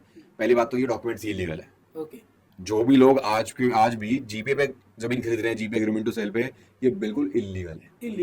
इलीगल है, उसमें कोई ओनरशिप ट्रांसफर नहीं हो रही है, ठीक है। अगर आज हम दोनों ही बैठे हैं और लेट्स सपोज कि मैंने आपको 100 गज का अपना घर बेच दिया और या कोई जमीन बेच दी और आपने वो हमने एग्रीमेंट कर लिया, जो लोग बोलते हैं कि एग्रीमेंट कर लिया, अरे वो एग्रीमेंट तो देखो, आपने जीबी एग्रीमेंट तो सब कर लिया, मैंने पोजेशन लेटर दिया, आपने मुझे पैसे भी दे दिए, फिर भी मैं कल ये बोल सकता हूँ कि जमीन मेरी है आज भी, क्योंकि ओनरशिप ट्रांसफर हुई नहीं। ओके। एग्रीमेंट से कोई ओनरशिप ट्रांसफर नहीं होती, ठीक है। और यही लोग फंसते हैं। अब बिल्डर क्या करता है, दिखा देगा कि देखो जी ये 50 फार्मर थे जिनसे हमने एक्वायर करी जमीन, हमने हर एक फार्मर को, यहाँ का रेट था 50 लाख रुपए, हमने सबको 70 लाख रुपए दिए ये खरीदने के लिए, है ना, और ये रेसो कागज। आदमी को क्या लगता है, एक आम आदमी को क्या लगता है कि भैया कागज तो सही है, ट्रांजैक्शन डॉक्यूमेंट्स हैं, पैसा दे रखा है, और पैसा चलो जैसे भी गया हो, कई बैंक से गया, कभी कैश में, जैसे भी गया हो गया। अब जिस फार्मर ने अपना लैंड बेचा था और ये कागज कर रखे तुमने, पहले तो ये भी नहीं पता कि उस फार्मर को पता भी है कि उसके जमीन पे कागज बन गए। ओके। वो बेचारा सोच रहा है मेरी जमीन तो यही तो पड़ी है, हाँ। क्या दिक्कत है। और मान लो वो कोई ऐसी फैमिली निकली या ऐसा फार्मर निकला जिसके सारे बच्चे बाहर, गांव से बाहर आके कहीं रह रहे हैं, कहीं भी या कोई बाहर रह रहा है, उसको तो ये नहीं पता यहाँ क्या है क्या नहीं है। करेक्ट। अब फॉर सम रीजन वो चेक करते हैं कि भैया मेरी जमीन कहाँ है, कैसे मैं देखूं जरा, वो पता लग गया भाई यहाँ पे तो बिल्डिंग बन गई। शॉक, ये क्या हुआ। इन द मीन वाइल जब बिल्डिंग बनी थी, बिल्डर सबको दिखा के बेच के निकल गया। अब वो आदमी जब केस करेगा तो वो आप पे करेगा, बिल्डर को तो पकड़ेगा ही पकड़ेगा, आप भी फंसोगे। ओके। कि जी जमीन तो मेरी थी या मेरे पिताजी की थी, आपने हमसे ली कब और आपने बना दी। अब आप जो 2-3 करोड़ रुपए दे के फ्लैट खरीदे बैठे हो, आपका तो वो फ्लैट भी रिस्क पे आ गया, फंस गए। इसीलिए हमेशा बैकग्राउंड चेक करो कि आप जो खरीद रहे हो उसके कागज जेन्युइन है या नहीं है। यानी कि जो बिल्डर ने जब लैंड खरीदा, कि एक तो होगा कि सरकार ने एक्वायर करके दे दिया, तो सरकार भी एक्वायर करेगी तो उसका भी प्रोसेस होता है, एक नोटिफिकेशन आती है, फिर वो फार्मर से एक मुआवजा देते हैं उन सबको, फिर एक्वायर करते हैं, फिर वो आगे ऑक्शन के बाद किसी बिल्डर को देते हैं या किस तरीके से, वो पूरा रिकॉर्ड आपको मिलेगा। आपको ढूंढने के लिए एफर्ट तो मारना पड़ेगा, और अगर एफर्ट नहीं मार सकते तो आप किसी एक्सपर्ट को हायर कीजिए, ये सर्विसेज भी बहुत होती हैं। तो हमारे पास में है सर। हाँ, बेसिकली इसको बोलते हैं प्रॉपर्टी का ड्यू डिलिजेंस करना। तो हम ड्यू डिलिजेंस करते हैं, हम आपको किसी भी प्रॉपर्टी का ये बता सकते हैं कि सब रजिस्टर्ड ऑफिस में इसका क्या रिकॉर्ड है, कि ये अगर स्टार्ट हुई इंडिपेंडेंस के बाद से तो ये कितने हाथों में गई। क्योंकि क्या होता है ना, जैसे मैंने एग्जांपल दिया कि वो बेचारे उस फार्मर ने तो बेची नहीं, आपने तो कागज दिखा दिए, अब आपने तो कागज देखे कि हाँ सही तो है, और फार्मर अपने साथ एक और कागज लेके बैठा है। अभी पता क्या होगा, ये कहीं ना कहीं ऐसा चल रहा होगा कि वो फार्मर तो अपना दिखा देगा, भैया मेरे पास तो यहाँ से मेरे दादा के नाम चढ़ी, दादा से फिर मेरे पापा के नाम चढ़ी, फिर मेरे नाम आई, तो दादालाई हो गई। या मैंने अगर लैंड भी खरीदा तो ये ऐसे चलती हुई मैंने खरीद लिया। बिल्डर क्या करेगा, बिल्डर ने जो आपको दिखाया वो दिखाया कि भाई किसी XYZ आदमी से आते आते इस आदमी को मिली और मेरे पास आ गई। अभी एक जगह के 2 कागज बन गए। करेक्ट। अब आपको थोड़ी सा पता होगा कि यार कि ये इसके भी 2 चेन भी हो सकती हैं। करेक्ट। लेकिन जब आप ड्यू डिलिजेंस करवा लेते हैं ना, तो आपको एक रिकॉर्ड मिल जाता है विद रिपोर्ट, जो जैसे हम करते हैं, मुझे नहीं पता और कोई क्या करता है, हम तो ये करते हैं, हम प्रॉपर सब रजिस्टर्ड ऑफिस से चेक करते हैं कि इस प्रॉपर्टी का खसरा नंबर क्या है, इस प्रॉपर्टी की डिटेल्स क्या है, इसकी एक्चुअल डायमेंशंस कितनी है, जो सरकार ने स्टार्टिंग में कभी डिमार्केशन किए तो क्या है, कितने हाथों में गई है आज तक, अगर ये एंसेस्ट्रल है तो एंसेस्ट्रल कहाँ से आई है, पूरा रिकॉर्ड आपको देते हैं। तब आपको ये एश्योरेंस, एक पीस ऑफ माइंड मिल सकता है कि हाँ अब जहाँ मैं खरीदने जा रहा हूँ वो चीज़ सही है।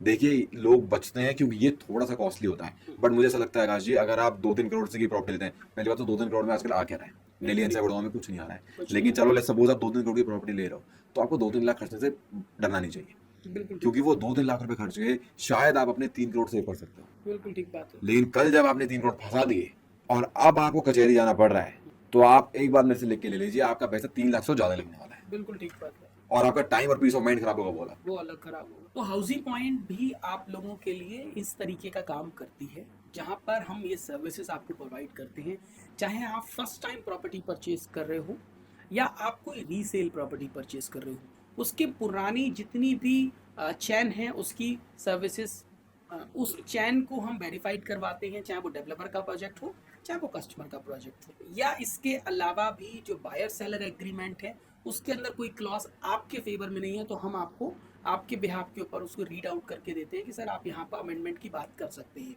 तीसरा, प्रोजेक्ट डिलीवर होने तक अगर आपको कहीं और जाने की आवश्यकता ना पड़े, किसी प्रकार की कोई चीज़ आपके पास में आई है उसको रेक्टिफाई करने के लिए हमारे पास में एड ऑन सर्विसेज भी रहती हैं।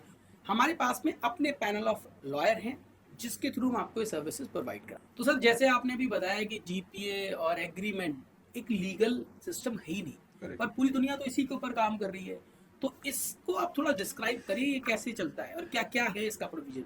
ये बहुत सही चीज़ है Kashi, and I am glad आपने पूछा मेरे से। मैं रेगुलर बेस पे लिखता भी हूँ इस चीज़ के ऊपर। देखिए 2011 के बाद से स्पेशली, इवन उससे पहले भी, ये जो GPA, agreement to sell, will, possession letter, इसका जो डॉक्यूमेंट बना के जो लोग प्रॉपर्टी ट्रांसफर करते थे ना, 2011 से पहले भी इलीगल था, लेकिन फिर भी कोर्ट्स उसे कंसिडर कर लेते थे। 2011 में एक कैटेगोरिक जजमेंट आई सुप्रीम कोर्ट की, जिन्होंने जिसमें ये बोला कि अगर आपने कोई प्रॉपर्टी खरीदी अग्रीमेंट टू सेल, जीपे और ये सारा डॉक्यूमेंट बना के, तो आप उसके ओनर नहीं बन सकते, चाहे आपने पैसा दे ही क्यों ना दिया हो। क्यों? क्योंकि आप पहली बात तो स्टैम्प ड्यूटी एवेड कर रहे हैं। ओके। दूसरी बात, अग्रीमेंट टू सेल का मतलब होता है कि मैं आज अग्रीमेंट कर रहा हूँ कि मैं किसी फ्यूचर डेट में आपको ये चीज़ बेचूंगा। ठीक है। आज तो नहीं बेची ना, और फ्यूचर डेट में अगर मान लो मेरा मन बदल गया तो ठीक है, वो कैंसिल होगी वो तो ये प्रॉपर्टी कहाँ ट्रांसफर हुई? हाँ। ओनरशिप कहाँ से ट्रांसफर हो गई? करेक्ट। ओनर आज भी मैं ही रहूंगा। करेक्ट। चाहे मैंने आगे आपको बेच दी, आपने आगे किसी और को बेच दी, अरे चाहे वो कहीं बिक जाए, पर मेरा राइट, वो प्रॉपर्टी आज मेरी ही रहेगी। तो वो कैसे चेंज होगा? आप प्रॉपर डीड करवाएं, ओके। Sale deed, okay. इस चक्कर से बाहर निकल जाओ।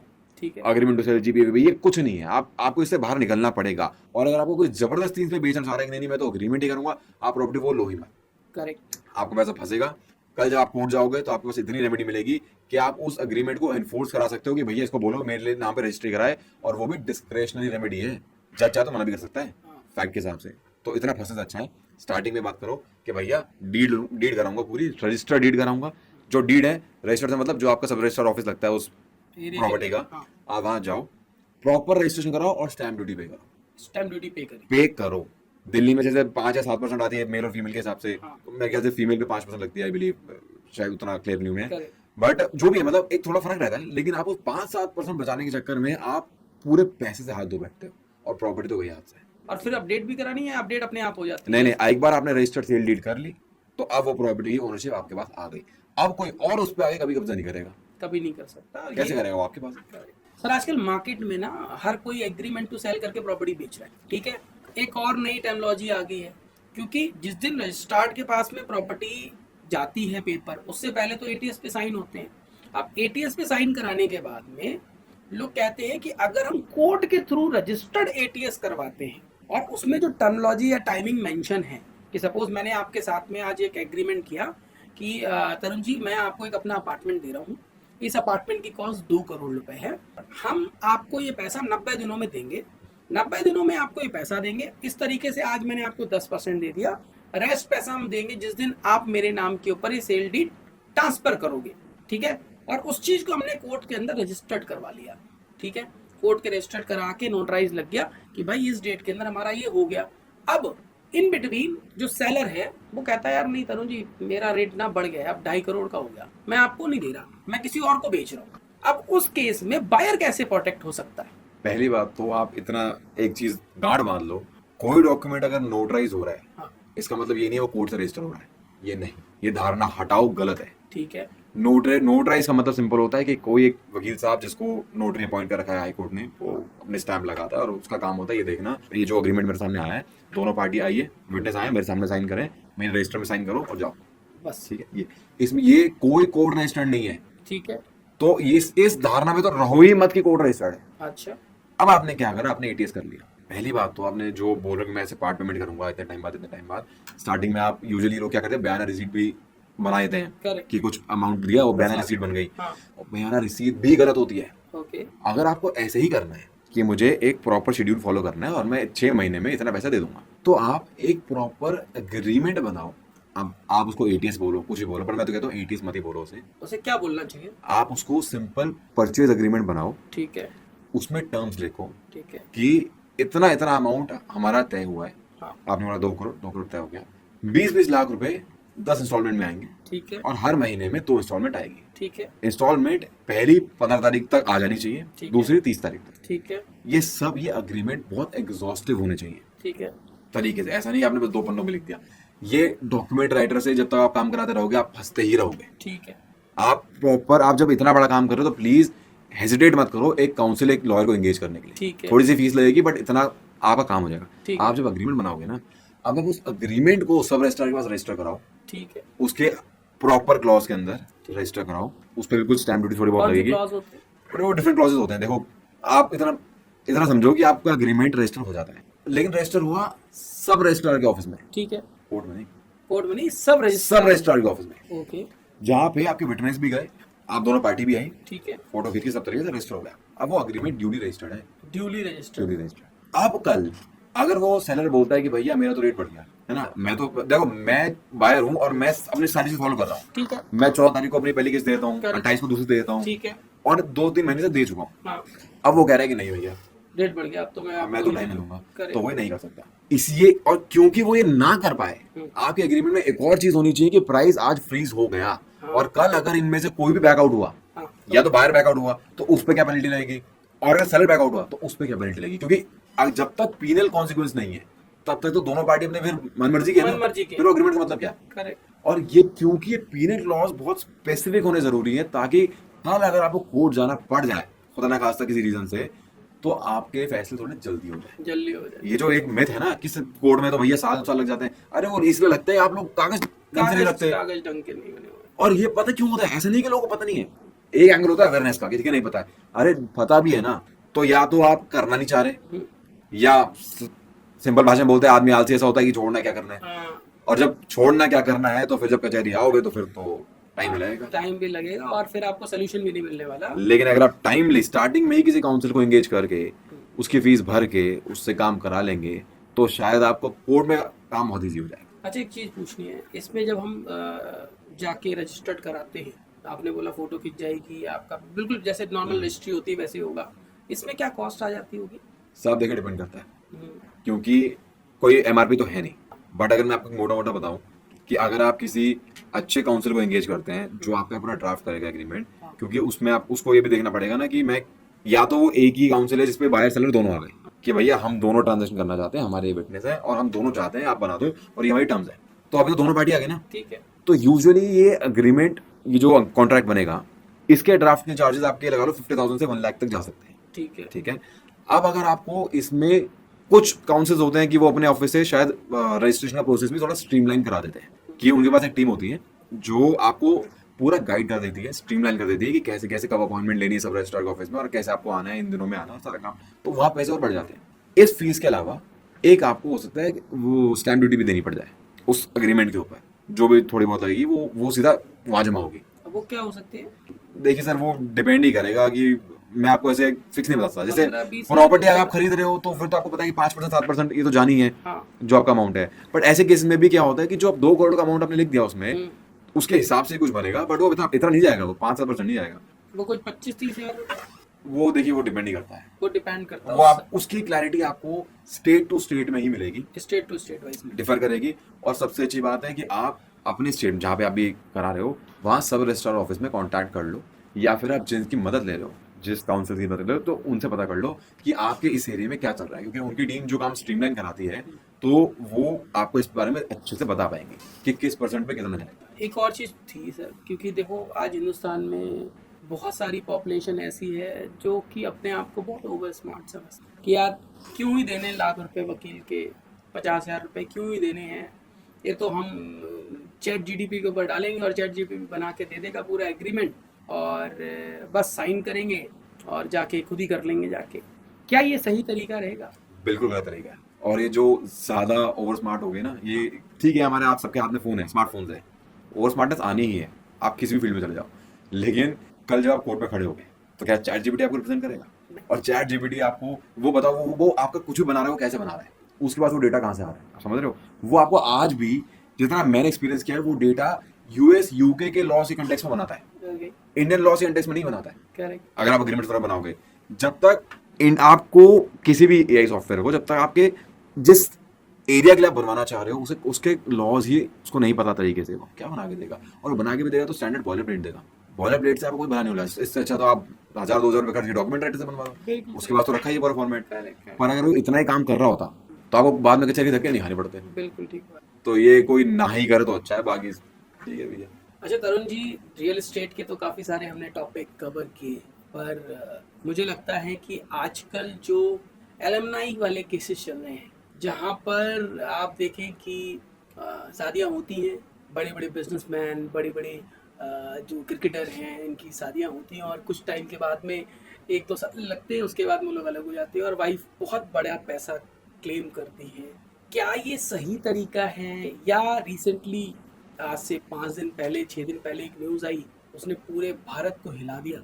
एक कपल गया और कपल गायब हो गया, बाद में पता लगता है 6 दिन बाद कि उसकी वाइफ ने ही उसको मार दिया, जिसकी शादी 20 दिन पहले हुई थी। क्या किया जाए? यहाँ पे 2 एंगल देखने को मिले। पहला एंगल था जहाँ पर उसने एक अच्छे बिजनेसमैन से, अच्छे क्रिकेटर से शादी की और 2 साल रही, उसके बाद में उसने वहाँ से करोड़ों रुपए वसूले। और एक ऐसा एंगल था जहाँ पर वो किसी और से प्यार करती थी, पर घर वालों के दबाव में शादी की और उसने उस मासूम की जान ले ली जिसका उससे कोई लेना देना नहीं था। ऐसे में क्या किया जाए? ये सोसाइटी की प्रॉब्लम है या ये लीगली इस चीज से बचा जा सकता है? कैसे क्या किया जाए? सब अनफॉर्चुनेटली ना ये सोसाइटी की प्रॉब्लम जितनी है उतनी एक इंडिविजुअल प्रॉब्लम भी है, और बचा तो नहीं जा सकता अनफॉर्चुनेटली, क्योंकि हम इंडिया में इनसे बचने का एक ही तरीका होता है, उसे बोलते हैं प्रीनप अग्रीमेंट। प्रीनपचुअल अग्रीमेंट एक बनता है जिसमें दोनों लड़की अपनी मर्जी से सब लिखते हैं, डिस्क्लोज करते हैं कि मेरे पास इतनी इतनी प्रॉपर्टी, इतना पैसा पड़ा है, और लड़का भी बताता है कि मेरे पास इतना है, ये है, जो भी है। घर वाले भी कई बार विटनेस बन जाते हैं, और उसमें साफ लिखा होता है कि कल अगर किसी रीजन से हमारी शादी नहीं चली तो ना तो मैं लड़की को कुछ दूंगा और ना ही वो मेरे से मांग सकती है। ठीक है, अब मैंने क्यों बोला कि अनफॉर्चुनेटली हम इंडिया में ये अग्रीमेंट वैलिड नहीं है। ओके, ये इलीगल है। यूएसए में ये बहुत चलता है, वहां पे पहले से ये तय होता है कि आप मेरी 50% प्रॉपर्टी तो छोड़ो, और ये दोनों तरफ से हो सकता है। कई बार लड़की के पास बहुत ज्यादा एसेट्स हैं तो उसे प्रोटेक्ट करती है कि भैया मेरे पास चल 10 घर हैं, कल अगर शादी टूट गई तो तुम तो मांग लोगे मेरे से। क्योंकि ये भी एक चीज है जो लोग नहीं जानते हैं कि ऐसा नहीं सिर्फ औरत एलिमनी मांगती है, हस्बैंड मांग सकता है। ओके, हस्बैंड भी मेंटेनेंस एलिमनी दोनों मांग सकता है, बट पता ही नहीं ना, ये तो नई बात बताई आपने। पता ही नहीं लोगों को। और ज्यादातर हो क्या रहा है, औरतें ले रही हैं, औरतें एलिमनी ले रही है, वो न्यूज में आया जा रहा है, तो लोगों का माइंड वैसा होता जा रहा है। वरना तो केसेस तो ऐसे भी है ना कि आदमी भी घर बैठा है और वाइफ अच्छा काम कर रही है, तो जो घर फाइनेंशियली तो वाइफ चला रही है और आदमी घर को टेक केयर कर रहा है। एक मूवी तो काफी बन गई इसके ऊपर, तो ये भी एक रियलिटी है। तो ऐसे केस में ये मत सोचो कि वो लेडी बिल्कुल ही उसके पीछे पड़ जाएगी और इससे कुछ लेके जाएगी, उसमें उल्टा वो आदमी का राइट है कि वो उससे मेंटेनेंस ले सकता है। ठीक है, तो आप देखो बच तो नहीं सकते अगर शादी होगी तो, ये तो एक फैक्ट है। बस बच तब सकते हो अगर दोनों में इतनी अंडरस्टैंडिंग है कि देखिए यार हमारा ना निभ नहीं पा रही है, जो हमारा लगना था लग गया, ठीक है, and for our together time से हम हैप्पी नोट पे इसको खत्म करते हैं, म्यूचुअल डिवोर्स लेते हैं, निकल जाते हैं, कोई लेना देना कुछ नहीं, चुपचाप जाएंगे, पिटिशन लगाएंगे और कोर्ट को बताएंगे भैया नहीं रह पा रहे हैं। लेकिन प्रॉब्लम ये है कि एलिमनी वाला एंगल जो बीच में आ रहा है, अब है तो ये राइट, मतलब दोनों के पास है, तो जो पार्टी ये दिखा दे कि मैं इस पर डिपेंडेंट हूँ, ठीक है, अब डिपेंडेंट हूँ तो जो मेरी लाइफस्टाइल थी शादी के टाइम पे जो मेंटेन हो रहा था तो वो अभी भी होना चाहिए। जो आप सेलिब्रिटी का एंगल आपने लिया, उसमें देखो क्या है कि उसमें भी दो बहुत हाईलाइट हुए थे, एक तो फिर भी कुछ करोड़ों में बात रुक गई थी और एक थोड़ा ज्यादा ही चली गई थी। करेक्ट, ठीक है, इन दोनों में सिचुएशन क्या देखो, आप डेफिनेटली उन्होंने मांगा ज्यादा होगा, मैंने कोर्ट पेपर्स में देखे, मैं ये नहीं कह रहा कि यही हुआ होगा, बट मैं अपने एक्सपीरियंस से बता रहा हूँ कि हो सकता है इन्होंने मांगा एक्स अमाउंट होगा, मिला वाई। क्यों? क्योंकि जब मेंटेनेंस की बात आती है तो कोर्ट ये भी देखता है कि यार ये आदमी कितना कमाता है, ये मैडम कितना कमाती है, तो वहां पे वो एक बैलेंस बनाने की कोशिश करता है। आप लोगों को एक एग्जांपल में लगा कि यार तूने करोड़ रुपए ले गई, बट आप ये देखो कि दूसरी जगह उसकी अर्निंग कितनी थी, वो उसका कितना परसेंट था, और ये भी उन्होंने म्यूचुअली डिसाइड कर लिया, ये तो शुक्र है म्यूचुअली डिसाइड कर लिया। अगर अदरवाइज अगर कोर्ट डायरेक्ट करता तो अमाउंट कुछ भी हो सकता था। लड़की ने मान लो एक्स मांगा और लड़के ने बोला नहीं नहीं देखो एक्स कैसे मिल जाएगा, मैं तो इतना कमाता हूँ और ये भी तो इतना कमाती है, वो सब प्रूव करना पड़ता है कि ये इतना कमाती है, ये भी फुल फ्लेजेड सब कुछ कर रही है, तो फिर किस बात का, तो कोर्ट डिसाइड करता है कि अच्छा भाई कितना मिलना चाहिए कितना नहीं। यूजुअली ये सारी चीजें सेक्शन 24-25 हिंदू मैरिज एक्ट के अंदर चल रही होती हैं जब आप डिवोर्स के लिए अंदर एलिमनी मांगते हो। कुछ केसेस में ये भी रहा है कि मान लो एक कपल है, आज डिवोर्स फाइल कर दिया, कोर्ट में खड़े हैं दोनों, फॉर एग्जाम्पल लेके चलते हैं, फॉर एग्जाम्पल दोनों ही अच्छे प्रोफेशनल्स हैं, यानी कि अच्छा कमाते हैं, करेक्ट, क्या पता इंजीनियर्स हो, कुछ भी हैं, अच्छी नौकरी करते हैं दोनों, शादी पहले भी करते थे, अभी भी कर रहे हैं।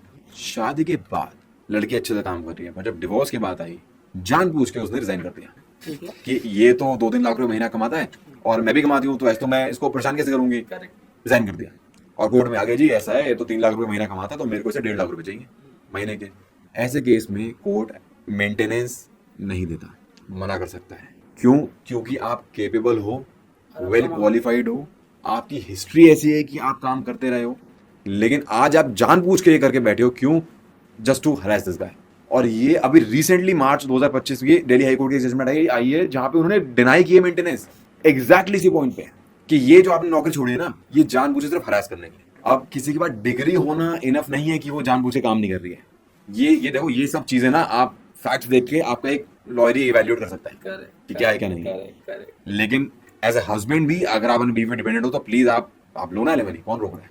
मैंने एक और चीज़ सुनी है तरुण जी कि बड़े बड़े बिजनेसमैन इस चीज़ से बच जाते हैं, और वो एक संस्था बना के सारा पैसा संस्था के अंदर डाल देते हैं, सारी प्रॉपर्टी संस्था के नाम कर देते हैं, और उनके बीच में अगर ऐसा कुछ होता है तो वो कहता है भाई मेरे पास तो कुछ है ही नहीं, जो कुछ है संस्था का है, जबकि वो एक्चुअल में ओनर उसी की, संस्था उसी की है।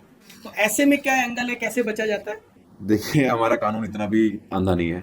अगर आप ये सब भी ना टाइमलाइन दिख जाती है, कोर्ट सब देखता है कि ये अगर संस्था बनी तो कब बनी, है ना, क्या डिस्प्यूट शुरू होने के बाद बनी, या शादी के बाद बनी, या पहले से थी, कैसे था।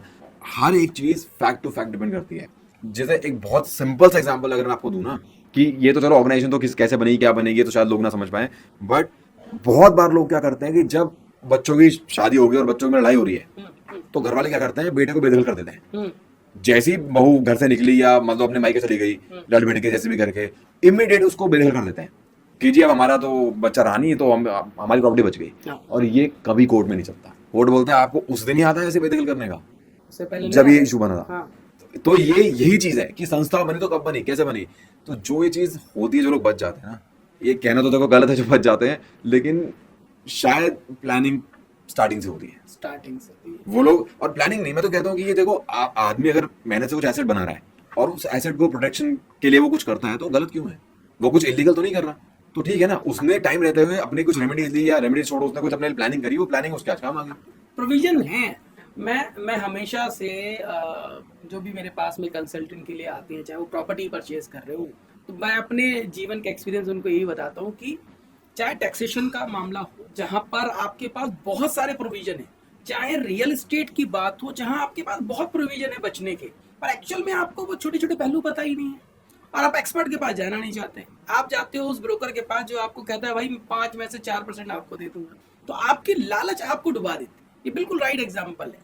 और कई लोग ऐसे हैं, कहते हैं भाई कुछ भी हो, मैं इन एक्सपर्ट से पहले अंडरस्टैंडिंग लूंगा, अपने पूरे फंड्स को मैनेज करूंगा, समझूंगा किस प्रोविजन के थ्रू मैं अपना पैसा बचा सकता हूँ, और फिर वो स्टेप लेते हैं। उसके लिए उनको डेफिनेटली पे करना पड़ता है, बट वो उनके लिए लाइफ सेविंग होता है। तो जो मैंने अभी ये क्वेश्चन सर के साथ में डिस्कस किया कि कई लोग अपनी प्रॉपर्टी उनकी वाइफ क्लेम ना कर लें, बाद में ऑर्गेनाइजेशंस बनाते हैं, संस्थाएं बनाते हैं, पहले से बना के चलते, पहले की प्लानिंग एकदम बनाओगे तो आप पकड़े जाओगे। उसके बाद तो फिर तो बैठे हुए हैं, जैसा आप बोलेंगे भाई साहब अभी अभी क्यों ध्यान आया, पहले क्यों नहीं ध्यान आया आपको। ठीक है सर। अब ये दूसरा जो किस्सा हुआ जो बड़ा अनफॉर्चुनेट था, और शायद क्योंकि मैं भी उस लोकेशन पे विजिट करके आया हूँ, मैं ऑलरेडी गया हूँ चेरापूंजी, और उस पर्टिकुलर जगह गया हूँ जहाँ पर वो फुट ब्रिज बना हुआ है। बहुत खूबसूरत जगह है। वहाँ के लोग मुझे, जबकि मेरा पर्सनल एक्सपीरियंस है, शायद पूरे इंडिया में अगर कहीं बैगर नहीं है, भीख मांगने वाले नहीं है, वो नॉर्थ ईस्ट, और मोस्ट हैप्पीएस्ट पर्सन, मतलब चाहे वो मूंगफली बेच रही हो, चाहे वो कोई भी छोटा छोटा काम कर रही हो, वो इतने खुश रहते हैं लोग, इतने हैप्पी लोग मुझे पूरे इंडिया में कहीं नहीं मिले, और बहुत सिस्टमैटिक तरीके से रहते हैं। नेचर बहुत अच्छा है, शायद इसकी वजह से ज़्यादा हैप्पीनेस है। वहाँ पे ऐसा कांड हो गया तो हम तो सदमे में थे कि ऐसा हो गया, बहुत शॉक थे। मैं, मेरी वाइफ, हम डिस्कस कर रहे थे, हम 3 साल पहले वहीं थे और सेम सिनेरियो हुआ। और बाद में जब ये 5 दिन बाद निकल के आया कि भाई उसकी बीवी ने ही उसे मरवाया, ऐसे में क्या किया जाए, मतलब फैमिली किस तरीके से ऐसी मैरिजेस से बचे, कैसे क्या हो सकता है, आप थोड़ा सा आइडिया दो सर। आकाश जी, पहले तो ना ये कि बीवी ने उसको मरवा दिया, ये मैं थोड़ी सी आपत्ति है इस चीज से। किसी को नहीं पता एक्चुअली में हुआ क्या। हम जो भी कुछ देख रहे हैं सुन रहे हैं सब मीडिया से आ रिपोर्ट, रहा है, हाँ मीडिया से आ रहा है। करेक्ट। तो हमें नहीं पता कि उसी ने मारा, क्या हुआ, हम नहीं है कोई जजमेंट सुनाने वाले। तो हमें इससे से थोड़ा बचना चाहिए कि भाई बीवी ने मरवा दिया। देखो एक चीज और मीडिया से जो इस केस में निकली वो ये था कि शायद वो लड़की पसंद नहीं करती थी, उसे शादी करना नहीं चाहती थी, उसका कोई और रहा होगा बाहर, रिलेशनशिप में तो बस जबरदस्ती शादी करा दी गई। करे। तो मैं तो देखो थोड़ा सा ये बोलता हूँ, और मैं पेरेंट्स को स्पेशली बात बोलता हूँ कि ना कभी भी किसी पे शादी का दबाव मत बनाओ अपने बच्चे पे। आप थोड़ा समझो, देखो टाइम बदलता है, टाइम बदल रहा है तो थोड़ा आप भी बदलो, ठीक है। आप ऐसी जगह हैं जानबूझ के जबरदस्ती आप कई बार बच्चों को शादी कर देते हैं कि उसकी जिंदगी बर्बाद हो जाती है। One such example could be this one कि एक जिंदगी तो बची ही नहीं, बर्बाद तो क्या होगी, पर जो दूसरी जो जिंदा है उसकी तो बर्बाद होगी ना। बर्बाद होगी। अब तो ट्रायल चलेगा भैया, तो पता लगेगा क्या हुआ क्या नहीं हुआ। अब मान लो अगर तो उसने मर्डर किया होगा तो सजा होगी, और मान लो बरी हो गई तो मान लो कुछ और ही कहानी निकली कि इसने मर्डर नहीं किया वो तो कुछ और ही था। अब बट जिंदगी दोनों ही खराब हो गई, एक की तो रही नहीं और एक ही खराब हो गई। तो ये बोल देना कि इसने मर्डर कर दिया, वो जब तक आप जबरदस्ती शादियां कराते रहोगे तब तक ऐसी चीजें आती रहेगी। मनपसंद से की हुई शादी में तो एलिमनी वाला एंगल है ही, ठीक है। आप ठीक है, आप उसके आपको डिफेंसेस होते हैं, आप सब डिफेंस लेके अपने आप को बचा सकते हो, एलिमनी ना देनी पड़े, बट मोर और लेस थोड़ी बहुत बंदी जाती है, बट आप फिर भी बचा सकते हो अपने आप को। वो भी ऐसे ही कि अगर आपकी लड़की मतलब आपकी वाइफ एडल्ट्रस है, मतलब किसी और सा रिलेशनशिप में है ना, या फिर वो ज़्यादा कमाती है, तो कुछ एंगल्स हैं, आप बच सकते हो। बट ऐसे केसेस में यहाँ जिंदगी नहीं बची, आप किसे बचाओगे, क्या लड़ोगे, है ना। पता नहीं क्या हुआ, किसने किया, कुछ नहीं पता, वो तो कोर्ट डिसाइड करेगा ये क्या हुआ। बट जब तक आप जबरदस्ती दबाव बनाओगे तो ये केसेस रोकने आते ही रहेंगे। अच्छा, एक और बड़ी आप कह सकते हो सिचुएशन ऐसी है हिंदुस्तान में, लोगों को लगता है कि भाई शादी अगर कर दी है तो निभानी भी पड़ेगी, और जबकि पेरेंट्स को ये कहना चाहिए कि भाई जितना आसान शादी के अंदर जाना है उतना आसान शादी से बाहर आना होना चाहिए। क्योंकि मुझे ऐसा लगता है किसी भी जो आपका लाइफ है वो एक बहुत बड़ा सर्कल है, पर मैक्सिमम लोग उस डॉट को इतना बड़ा कर देते हैं कि भाई अगर ये मैं गई शादी से और बाहर आ गई तो लोग क्या, जनरली पब्लिक क्या बोलेगी, मेरी फैमिली क्या बोलेंगी, और इसी की वजह से मैक्सिमम टाइम पे आप देखोगे तो लड़कियां सुसाइड कर लेती हैं, लड़के सुसाइड कर लेते हैं। बहुत सारे किस्से, क्योंकि दो डिफरेंट पर्सनैलिटीज़ हैं। 25 साल तक एक अलग तरीके से अपनी लाइफस्टाइल जीता आया, एक लड़की जो 22-23 साल तक एक अलग तरीके की लाइफस्टाइल जी रही थी, आपने दोनों को जबरदस्ती करके शादी करा दी, तो उन दोनों को आपस में समझ में ही नहीं आता। इस थॉट को कैसे बदला जाए सोसाइटी के? आकाश जी देखो, मैं जनरलाइज तो नहीं करूंगा, पर मैं अपने एक्सपीरियंस से बता सकता हूँ एक चीज जो मैंने ऑब्जर्व करी है। इतने साल हो गए प्रैक्टिस करते हुए, इतनी चीजें देख ली, तो मैं बताता हूँ ये जो इशू आता है ना, लैक ऑफ अंडरस्टैंडिंग, मिसअंडरस्टैंडिंग, ठीक है, इन्हीं चीजों पे सबसे ज्यादा इशू बनते हैं। अगर आप मेट्रोपॉलिटन एरियाज में आज देखते हो कि अगर दोनों अच्छे पढ़े लिखे हैं मियाँ बीवी, तो वहां पे भी एक इशू है। ये सारा इशू ना एक्चुअल में एक तो इशू कुछ होता नहीं है, या ईगो क्लैश बनेगा या मिसअंडरस्टैंडिंग, यही रीजन बनते हैं, कोई बड़े रीजन नहीं होते आज के टाइम में। मेजर केसेस में जो कोर्ट तक केसेस आते हैं, मेजर प्रॉब्लम कहाँ आ रही है ना, शादियां बहुत लेट हो रही है। 28 उम्र, 30, 31, 33, 35, 28 साल तक, 30 साल तक आप अपने घर में, और दोनों के लिए लड़का और लड़की, आप एक फ्रेम में ढल चुके हो, आप एक वेज में सेट हो गए हो कि मैं ऐसी लाइफ जीता हूं और ऐसे मेरे मेरे मेरे तौर तरीके पक्के हो गए हैं, और लड़की के साथ भी है।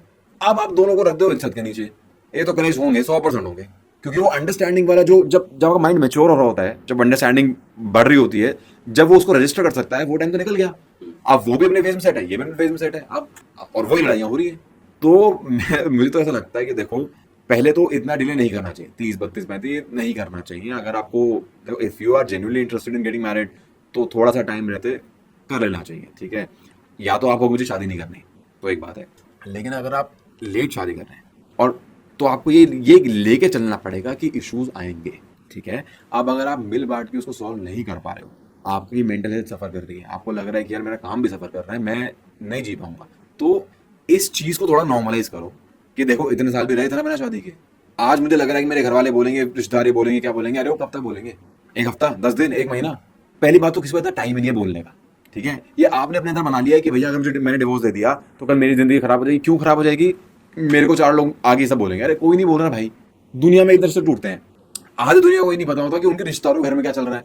अरे आप अपने ही आपको एक मेंटल जेल में बंद करके रख रहे हो ना, आप घर में शांति से रह पा रहे हो, पीस तो है नहीं घर में रह नहीं पा रहे, चाह के भी नहीं रह पा रहे। और मैं नहीं कह रहा हूँ दोनों में से कोई लड़ाई करने के इंटेंट से बैठा है, वो लड़ाई हो जा रही है क्योंकि अंडरस्टैंडिंग नहीं बैठ रही है।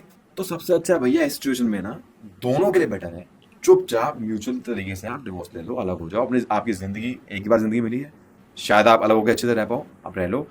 तलाक सिरदर्दी नहीं है, कई बार तलाक ही शांति है।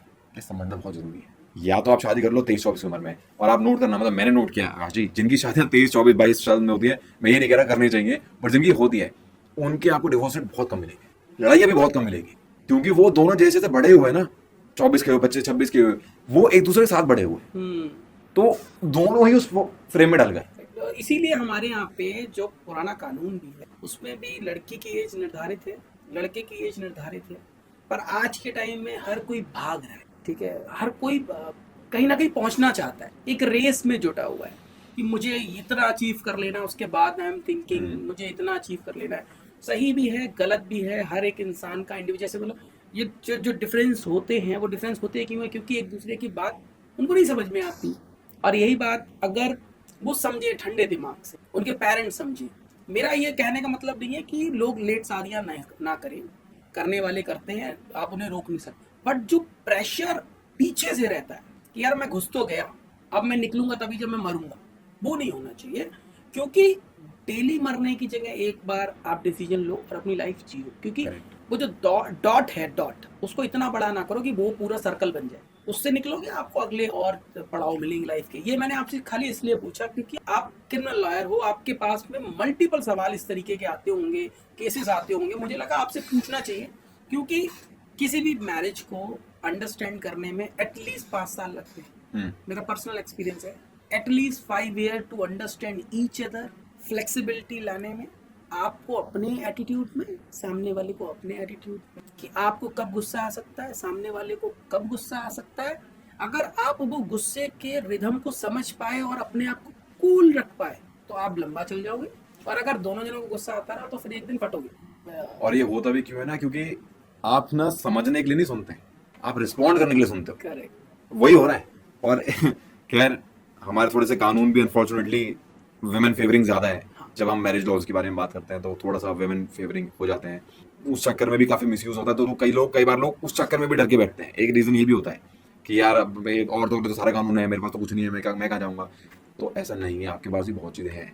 अगर आपको मेंटेनेंस का राइट नहीं पता तो मैं बता रहा हूँ, मेंटेनेंस का राइट है तो आपके पास और भी रेमेडीज है, सब है। आप घर से निकलो, किसी एक्सपर्ट को पकड़ो, वो आपको बताएगा क्या आपके पास है। एक गेस्ट का सवाल है, क्या आपने कभी किसी ऐसे केस को डिफेंड किया है जहां आपको भी लगा हो कि जो जिसको हम डिफेंड करते हैं वो ऑलरेडी गिल्टी है, और लेकिन कानून के हिसाब से उसका बचना जरूरी था?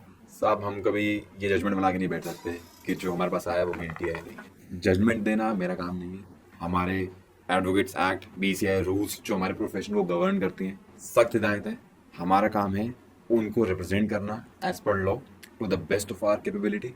सजा हुई नहीं हुई जज के हाथ में, कोर्ट के हाथ में। अगर हम ये सोच के चलेंगे कि ये गिल्टी है या नॉट गिल्टी है तो वो हमारे रिप्रेजेंटेशन में दिक्कत करेगा। तो इसका जवाब मेरे पास कोई है नहीं। प्री थॉट नहीं होना चाहिए, बिल्कुल नहीं होना चाहिए। और मैं भी हमेशा ये बोलता हूँ कि क्योंकि मैंने चाणक्य को सुना है लाइफ में, मेरे लिए अगर कोई मार्गदर्शन कहीं से मिला वो चाणक्य की वजह से मिला। और वो हमेशा कहते हैं व्यर्थ की चिंता इंसान के लिए मूर्खता के समान। आप व्यर्थ में चिंता करिए ना, किसी के लेके परसेप्शन बनाए ना। क्योंकि जैसा आपने बोला, हमें कैसे पता हो सकता है कि वो गिल्टी की नहीं गिल्टी, और वो आपके पास में आया अपने आप को बचाने के लिए। वो क्यों, वो आपको बता ही नहीं रहा, तो आप कैसे प्री जजमेंट हो सकते? तो वो तो तभी हो सकता है जब कोर्ट उसको डिसाइड करेगी। और ये हमारा काम नहीं उसे पूछना कि तूने किया है नहीं किया, हमारा काम नहीं है। हमारा काम है कि तेरे खिलाफ क्या है, क्या मुकदमा डाला है, क्या रेमेडीज हैं। कुछ रेमेडीज अवेलेबल हैं तो उसको अवेल करें। जो एविडेंस है कोर्ट को बताएं भैया ये एविडेंस है। अच्छा सर, एक और सवाल आया है, PMLA लॉ कहता है पहले अरेस्ट करो बाद में प्रूफ करो, क्या ये अनकॉन्स्टिट्यूशनल नहीं लगता आपको? बिल्कुल लगता है। और मेरा बहुत स्ट्रॉन्ग ओपिनियन है इसको लेके। इनफैक्ट मेरा एक आर्टिकल भी पब्लिश हुआ था, मैंने पूरा उसके अंदर A to Z इस लॉ के ऊपर लिखा था कि किस तरह से जो मनी लॉन्ड्रिंग एक्ट है, जो मनी लॉन्ड्रिंग लॉ है हमारे देश में, वो कितना खराब है। तो देखो, वैसे तो सारे ही ऑफेंसेस में ये है कि आप अगर अरेस्ट होगा तो इन्वेस्टिगेशन की स्टेज पे तो होगा। हाँ। बट PMLA में क्या दिक्कत है कि थोड़ा सा मैं उनका सवाल ठीक कर देता हूँ। PMLA में दिक्कत ये आती है जब आप अरेस्ट होते हो ना, हाँ। और आपको बेल चाहिए, तो वहाँ बेल में नॉर्मल लॉ के अलावा 2 कंडीशन एक्स्ट्रा डालते हैं जो सेक्शन 45 के अंडर है। ठीक है। वो ये है कि आपको बेल, यानी स्टार्टिंग में जब आप बेल चाह रहे हो कोर्ट से, आपको कोर्ट को ये यकीन दिलाना पड़ेगा कि भैया मैंने ऑफेंस नहीं किया है। और अगर आप मुझे, और कोर्ट अगर कन्विंस हो जाता है, फिर आपको ये यकीन दिलाना पड़ेगा कि अगर आपने मुझे बेल दे दी तो मैं दोबारा ऑफेंस नहीं करूंगा। मतलब किस तरह की बात है ये? एक तो मतलब मैं स्टार्टिंग में कैसे प्रूव कर दूं कि मैंने नहीं किया? अरे आप, अभी आपकी इन्वेस्टिगेशन चल रही है, अभी ईडी तफ्तीश कर रही है, वो तफ्तीश करने के बाद चार्जशीट पेश करेगी, तो फिर मेरे पे मुकदमा चलेगा, एविडेंस आएंगे, तभी तो पता लगेगा ना गुनहगार कौन है।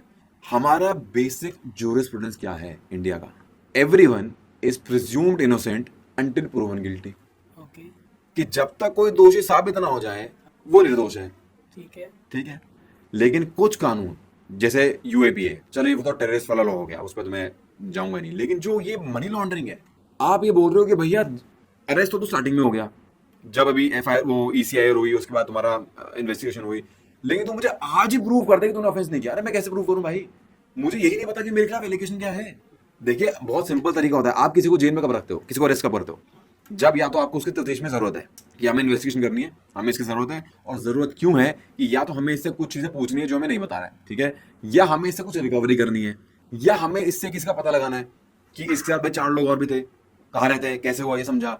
अगर आपको ये सब नहीं चाहिए, और ऐसे ऑफेंसेस में, मनी लॉन्ड्रिंग में स्पेशली, जब आपके पास एक पेपर ट्रेल होती है, क्योंकि आप कह रहे हो कि पैसा तो वाइट हुआ है, लॉन्डर हुआ है, अगर आपके पास एक पेपर ट्रेल है या कुछ ऐसा एविडेंस है जो आपको पता लग गया कि हाँ भाई और देखो पेपर ट्रेल से पहले मनी लॉन्ड्रिंग का ऑफेंस भी पता है कब आता है?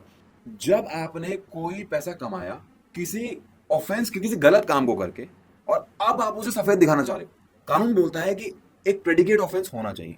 मनी लॉन्ड्रिंग एक्ट के अंदर एक प्रेडिकेट ऑफेंस होता है, कुछ शेड्यूल दिए हुए हैं, शेड्यूल के अंदर कुछ ऑफेंस हैं कि नारकोटिक्स, आपका करप्शन हो गया, इवन 420 भी हो गया, कि ये चीजें करके अगर आपने पैसा कमाया, गलत पैसा है, आपने कमा तो लिया, क्या मनी लॉन्ड्रिंग हो गई? मनी लॉन्ड्रिंग कब होगी? जब आप उसे वाइट दिखाने की कोशिश करोगे, समझे? तो जब प्रेडिकेट ऑफेंस ही नहीं हुआ, अब आप सोचो कि आप किसी ने एलिगेशन ही लगा दी कि भैया आकाश जी फला फला आदमी तो ना उसने करप्शन किया था, वो सरकारी मुलाजिम है और वो पैसा मांग रहा था, करप्शन किया उसने भाई, करप्शन कर करके उसने 50, 60, 100 करोड़ की एसेट बना ली। जब करप्शन की चीज आई, ऑफेंस आया, तो ईडी, और उसने इस पैसे को अगर वाइट दिखाने की कोशिश करी है, तभी तो ईडी पिक्चर में आएगी।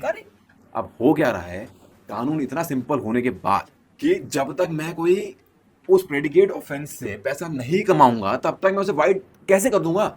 लेकिन इस कानून के इन्फोर्समेंट कैसे हो रही है कि भैया आपने, आपके हमें ऐसा लगता है कि आपके पास पैसा है और आप इसे वाइट दिखा रहे हो, तो अरे मैंने ये पैसा वो प्रेडिकेट ऑफेंस से कमाया क्या? आप प्रूफ करो। प्रेडिकेट ऑफेंस में तो ट्राई करो ना। हाँ। मैं आपको बतेरे एग्जांपल दे सकता हूँ आकाश जी, जहाँ प्रेडिकेट ऑफेंस ही नहीं है। ओके। या अगर प्रेडिकेट ऑफेंस की एफआईआर हुई थी तो वो भी कॉश हो गई, पर ईडी पीछा नहीं छोड़ रही कि जी आप मनी लॉन्ड्रिंग की है। अरे मनी लॉन्ड्रिंग कहाँ से कर दी मैंने भाई? मेरे पास मनी लॉन्ड्रिंग करने होना भी तो चाहिए। पता है कौन फंस रहा है? Professionals, CS, business consultant. क्यों फंस रहे हैं? कानून इतना गंदा इन्होंने इतनी बार अमेंड कर दिया, और अमेंड भी फाइनेंस एक्ट से कर रहे हैं, फाइनेंस बिल से कर रहे हैं, तरीके से अमेंड नहीं कर रहे हैं, फाइनेंस बिल से एक लॉ को अमेंड कर रहे हैं। क्या कह रहे हैं भैया? अब अगर किसी के पास वो पैसा आया, टेंटेड मनी अगर किसी के भी पास आई, वो सब भागीदारी है उसके, चाहे उनको पता हो या ना पता हो। अरे अब मैं सीए का एग्जांपल अगर ले लूं, यार सीए का काम क्या है भाई? सीए काम है कि आपके अकाउंट्स को मैनेज करना, इन द सेंस कि आपके आईटीआर फाइल करना, या अगर आप अपने बुक्स मेंटेन करते हो तो बुक्स मेंटेन कर रहा है। उसको क्या पता कि आप कोई प्रेडिकेट ऑफेंस कमिट कर रहे हो जिससे आप ये पैसे कमा रहे हो? उसको क्या पता भाई? आपने उसको आगे बोला भैया मेरी इनकम ऐसे ये हुई है और तुम मेरे को इसी साइड में दिखाना है, तो दिखा देगा। लेकिन अब सीए भी अरेस्ट हो रहे हैं। अच्छा, क्यों? क्योंकि आपने जो काम करने की प्रोफेशनल फीस ली, वो पैसा टेंटेड मनी था। अच्छा, मतलब कोई सेंस है इस बात की? मुझे नहीं लगती। या तो आप ये दिखा सकते हो कि भाई सीए ने ही पैसा वाइट करा है, या मतलब किसी भी प्रोफेशनल ने जो इसमें इंक्लूड है वो इन्वॉल्व था ऑफेंस में, तब तो मैं बाद में मानूं। आप ये तो प्रूव नहीं कर पा रहे हैं कि भाई प्रेडिकेट ऑफेंस हुआ है तो वहां से पैसा आया, लेकिन आप ये कह रहे हैं कि मनी लॉन्ड्रिंग हुई है। कैसी बात है ये? सही बात कि मतलब मैंने गाड़ी का लोन तो लिया नहीं, मेरा पैसे है नहीं, पर मेरे नाम पे गाड़ी है। अरे कैसे है भाई? तो तरुण जी, एक और फेमस सवाल आया है, मुझे लगता है आपसे रिलेटेड है। क्या आपने कभी सेलिब्रिटीज, आईएएस ऑफिसर्स या पॉलिटिशियन के केस लड़े हैं, और क्या उनके लिए लॉ अलग होता है? सिस्टम सच में आप कह सकते हैं थोड़ा सा बायस्ड होता है इनके लिए? देखिए मैंने काफी लोगों को रिप्रेजेंट किया है, जो आपने अभी डेजिग्नेशन दी उनमें भी काफी किया। कोई सिस्टम अलग नहीं होता। लोगों को क्यों ऐसा लगने लगता है कि इनके लिए सिस्टम अलग है, उसका रीजन बहुत बड़ा है। ये लोग टाइमली एक्शन लेते हैं, ठीक है, और कोई भी टाइम से एक्शन लेगा तो उसको उसकी रेमेडीज, उसके राइट्स मिलेंगे। अब आप लोग तो बैठे रहते हैं, आप लोग तो पैसे बचाने के चक्कर में कई बार गलत रिप्रेजेंटेशन ले लेते हैं, अब आप उसके बाद कुछ करना नहीं चाहते, और ये लोग हमेशा तत्पर होते हैं, इन लोगों को प्रोफेशनल फीस देने में कभी कोई दिक्कत नहीं होती, इसीलिए they go and hire the best and within time. आप करो ना, आप टाइम पे टाइम रहते आप अच्छे एक्सपर्ट को कंसल्ट करो, आप रिटेन करो अच्छे लॉयर को, आपका काम कैसे नहीं होगा, सब होगा। तो बेसिकली जो मार्केट में मिथ है कि भाई ये जो बड़े ओहदे के लोग हैं या बड़े बिजनेसमैन हैं या बड़े पॉलिटिशियन हैं, आईएएस ऑफिसर्स हैं या लॉयर है, आपका जो पॉलिटिशियन है, एक्टर्स है, इनका काम इसीलिए होता है बिकॉज ये सतर्क हो। बाकी दुनिया सतर्क नहीं है, ये सतर्क है। इनको शायद ज़्यादा अंडरस्टैंडिंग है कि हमें इससे बचाव कैसे किया जा सकता है, इसीलिए शायद इनके केसेस जल्दी रिजॉल्व होते हैं मार्केट। इनको ये अंडरस्टैंडिंग नहीं होती कि हमें कैसे बचना है, नहीं नहीं, लेकिन इनको ये अंडरस्टैंडिंग पूरी होती है कि मेरे को किस टाइम पे कौन से एक्सपर्ट को एंगेज करना है। ये अगर आपने टाइमली कर लिया तो आप लाइफ में कभी मार नहीं खाएंगे। और ये बात मैं ना सर रियल एस्टेट में बोलना चाहता हूँ, और इवन जिंदगी के हर पहलू में हर एक काम आप नहीं कर सकते, और जो लोग ये करते हैं प्लीज बुरा मत मानिएगा, वो एक मिडिल कैटेगरी में रह जाते हैं। आज तक आपने किसी भी बड़े बिजनेसमैन को हर काम करते हुए नहीं देखा होगा, उसके पास हर एक लेवल के ऊपर एडवाइजरी टीम होगी, चाहे फाइनेंस हो, एचआर हो, चाहे आपका सेल्स हो, मार्केटिंग हो, डिजिटल मार्केटिंग हो, चाहे एआई की टीम हो, हर लेवल के ऊपर उनके पास एडवाइजर्स हो। हर एक बड़े पॉलिटिशियन के पास एडवाइजर होते हैं, पर एक कॉमन आदमी खुद ही पेचकस उठा के कस रहा होता है। वो सोच रहा होता चल भाई बल्ब के पैसे भी बचा लूं, मैं सोच रहा होता प्लम्बिंग का काम भी खुद कर लूं, जबकि उसमें टाइम भी बर्बाद करता है। मतलब उसकी कीमत शायद वो प्लम्बर की जितना समझता है। वो जो सेविंग एटीट्यूड है, वो एटीट्यूड हमेशा नुकसान पहुंचाता है। तो ये सवाल का तो आपने बहुत बड़ा जवाब और दिया। बाद में आदमी को क्योंकि जस्टिफाई करना है हाँ कि मैं क्यों सही हूँ, हाँ तो वो बोल देता है कि क्योंकि तो इस ओहदे में बैठे हैं सेलिब्रिटीज हैं, इसलिए इनके लिए कानून है, कानून सबके लिए सेम है और चीजें भी सबके लिए सेम है, बस आप टाइमली एक्शन ले लो। अच्छा तरुण जी, एक और सवाल आया है यूजर्स का कि पैसा होने पर जस्टिस मिलता है, ये लाइन सब सुनाते हैं, आपने सिस्टम के अंदर से देखा है, क्या ये बिटर ट्रूथ है? थोड़ा बहुत देखिए 1% 2% आप, क्योंकि हर तालाब में कोई ना कोई मछली होती है जो तालाब को गंदा करती ही करती है, तो कुछ 1-2% केसेस में ऐसा हो जाता है, बट ऐसा नहीं है कि हमेशा होता है। जैसे अभी रिसेंटली एक अभी हाई कोर्ट के जज के घर में इतना पैसा निकला, ठीक है, और उनके खिलाफ अभी तक कोई कार्रवाई तो हुई नहीं, उनको बस शिफ्ट कर दिया गया कि आप यहाँ से चले जाइए, आप यूपी के अंदर, आप वहाँ पे लखनऊ में कर लीजिए, करेक्ट? उनको वापस इलाहाबाद हाई कोर्ट भेज दिया, हाँ, और उनसे जुडिशियल वर्क ले लिया। बट देखो इंक्वायरी तो जो कमीशन ऑफ इंक्वायरी एक्ट के अंदर जो इंक्वायरी हो रही है वो तो हो ही रही है, करेक्ट और आजकल तो न्यूज़ में थोड़ा इनकी इम्पीचमेंट की भी बातें चल रही हैं करेक्ट। कि उनको इम्पीच कर देंगे।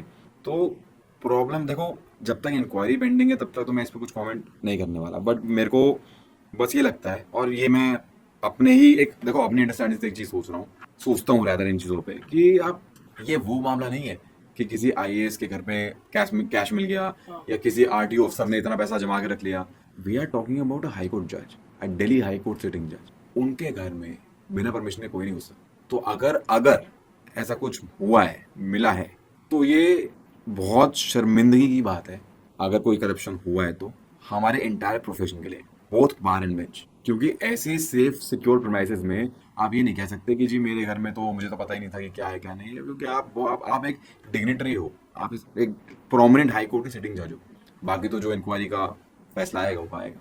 क्योंकि ये काफ़ी हिलाने वाला था ये जो पूरा का पूरा, और ये इस बात को पुख्ता करता है जो सवाल अभी आया ना, आपने बोला कि एक आध मछली गंदी होती है, और ये करंट एकदम रीसेंट एग्जांपल है कि लोग तो हैं सिस्टम के, तभी इस तरीके के सवाल आए हैं। एंड आई एम ग्लैड आपने बिल्कुल बिना किसी हिचक के सवाल को क्रॉस करने की जगह आपने बोला नहीं, राइट है, वो स्पीक करना चाहिए। तरुण जी, एक बड़ा इंटरेस्टिंग सवाल आया मेरे पास, क्या पुलिस कभी जानबूझकर किसी व्यक्ति के ऊपर चार्ज लगाती है, या तो वो किसी व्यक्ति के दबाव में या पैसे के लिए, क्या ऐसा होता है? बिल्कुल होता है, आए दिन होता है, आए दिन होता है।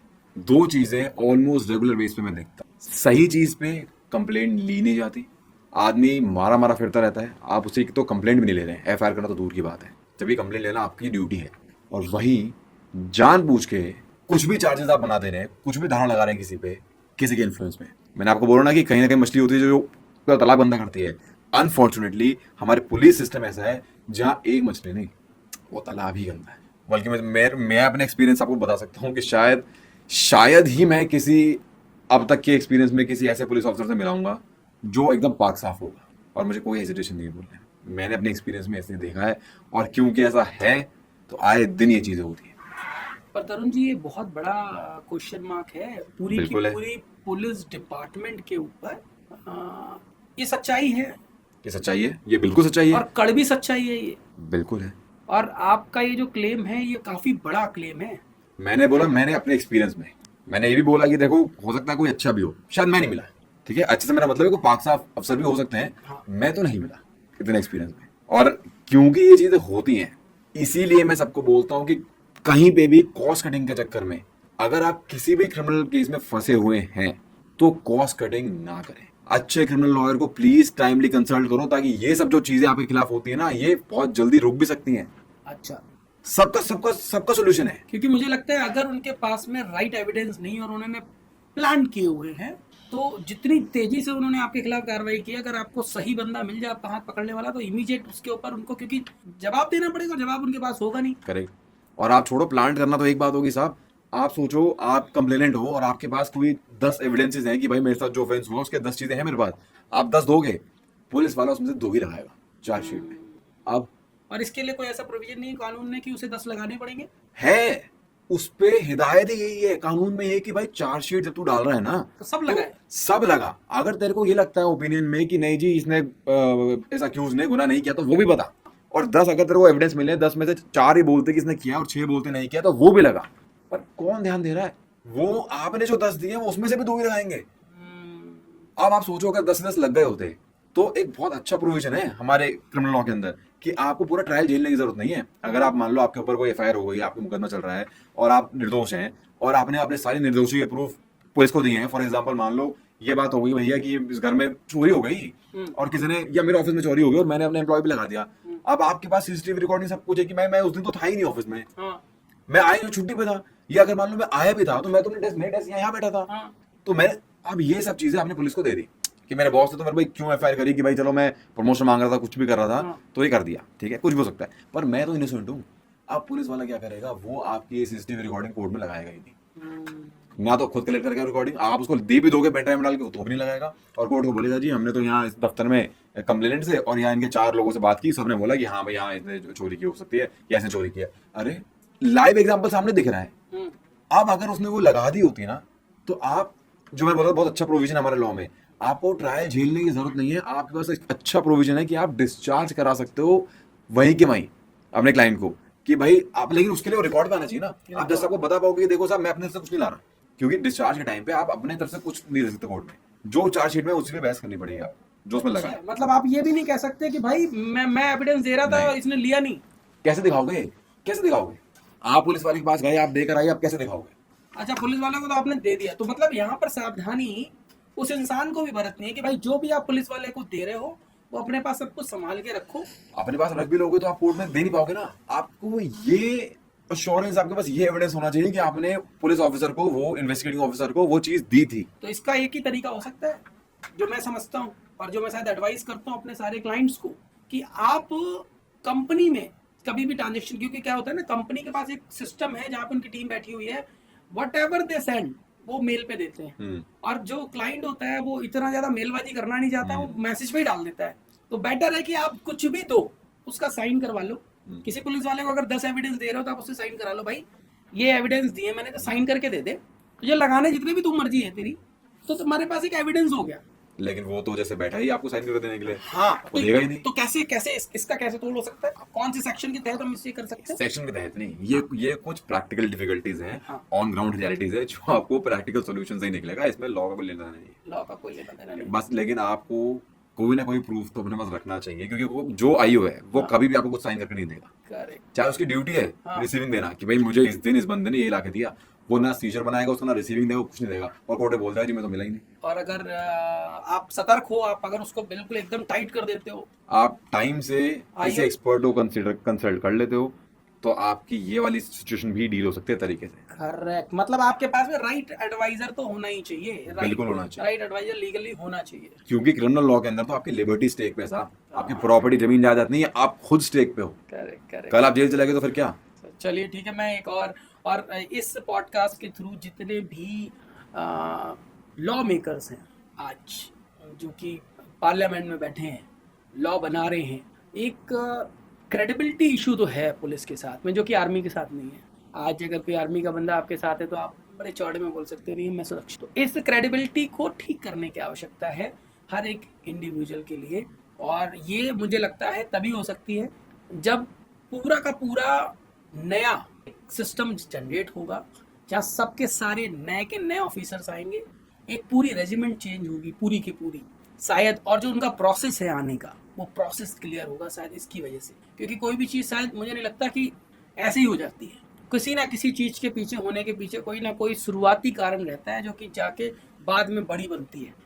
किसी को अगर चोरी की लत शुरू से लग जाती है ना तो वो लास्ट तक रहती है उसके साथ। और मैंने एक और चीज़ नोटिस करी, आपके जो ये आपको जितने भी एक्सपीरियंस हुए, इसमें एक पक्ष और है जो शायद बहुत कम लोग डिस्कस करते हैं, मुझे लगता है करना चाहिए। मैंने बहुत सारे पुलिस वाले ऐसे देखे हैं जो 12-12, 14-14 घंटे काम कर रहे हैं। मैं अभी इसी पॉइंट पे आ रहा था। और ये सबसे बड़ा कारण हो सकता है करप्शन का, है क्योंकि एक आम इंसान जिसकी एक कैपेसिटी है 8 घंटे की, यार आप तमीज से काम करा लो, 8 घंटे बहुत हो जाते हैं।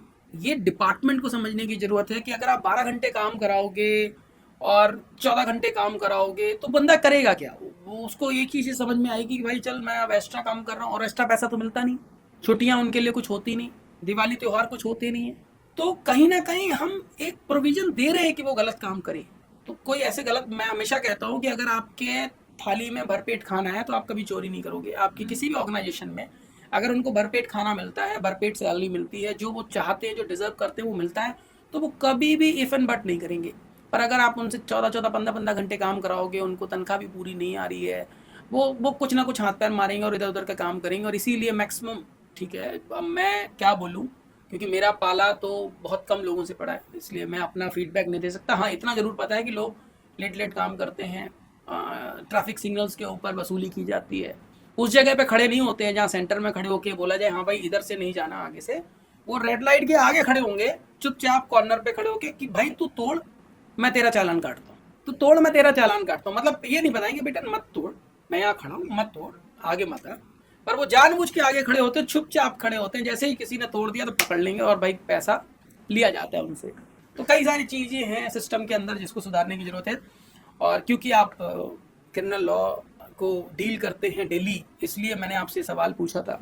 नहीं देखिए साहब, इसमें एक चीज़ और भी है, बस ये 14-15 घंटे की नौकरी तो फिर भी आदमी एक बार कर ले। सिचुएशन इतनी ख़राब है ऑन ग्राउंड पे, पुलिस वालों के लिए भी 3-3 दिन 4-4 दिन घर नहीं जा पाते, वही रहना पड़ेगा। तो इसका सोल्यूशन जो मुझे लगता है इस पूरी सिचुएशन को ठीक करने का, वो एक ही है।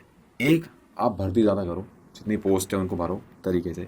दूसरा, एक यूनिफॉर्म प्रोसेस बना दो एंट्री का। देखो कैसे साइकोलॉजी इफेक्ट होती है, एक आदमी पूरी उम्र हवलदार बन के रिटायर होता है, एक लड़का नया कॉलेज से निकलते ही आईपीएस बन जाता है, एक आते ही एसआई एसएचओ मतलब इंस्पेक्टर बन गया तो एसएचओ की पोस्ट पे आ गए। वो जो ऊपर बैठा है वो कभी ये देख ही नहीं पा रहा है, ना वो कभी फेस कर पा रहा है कि भाई नीचे वाला किस चीज से गुजरता है।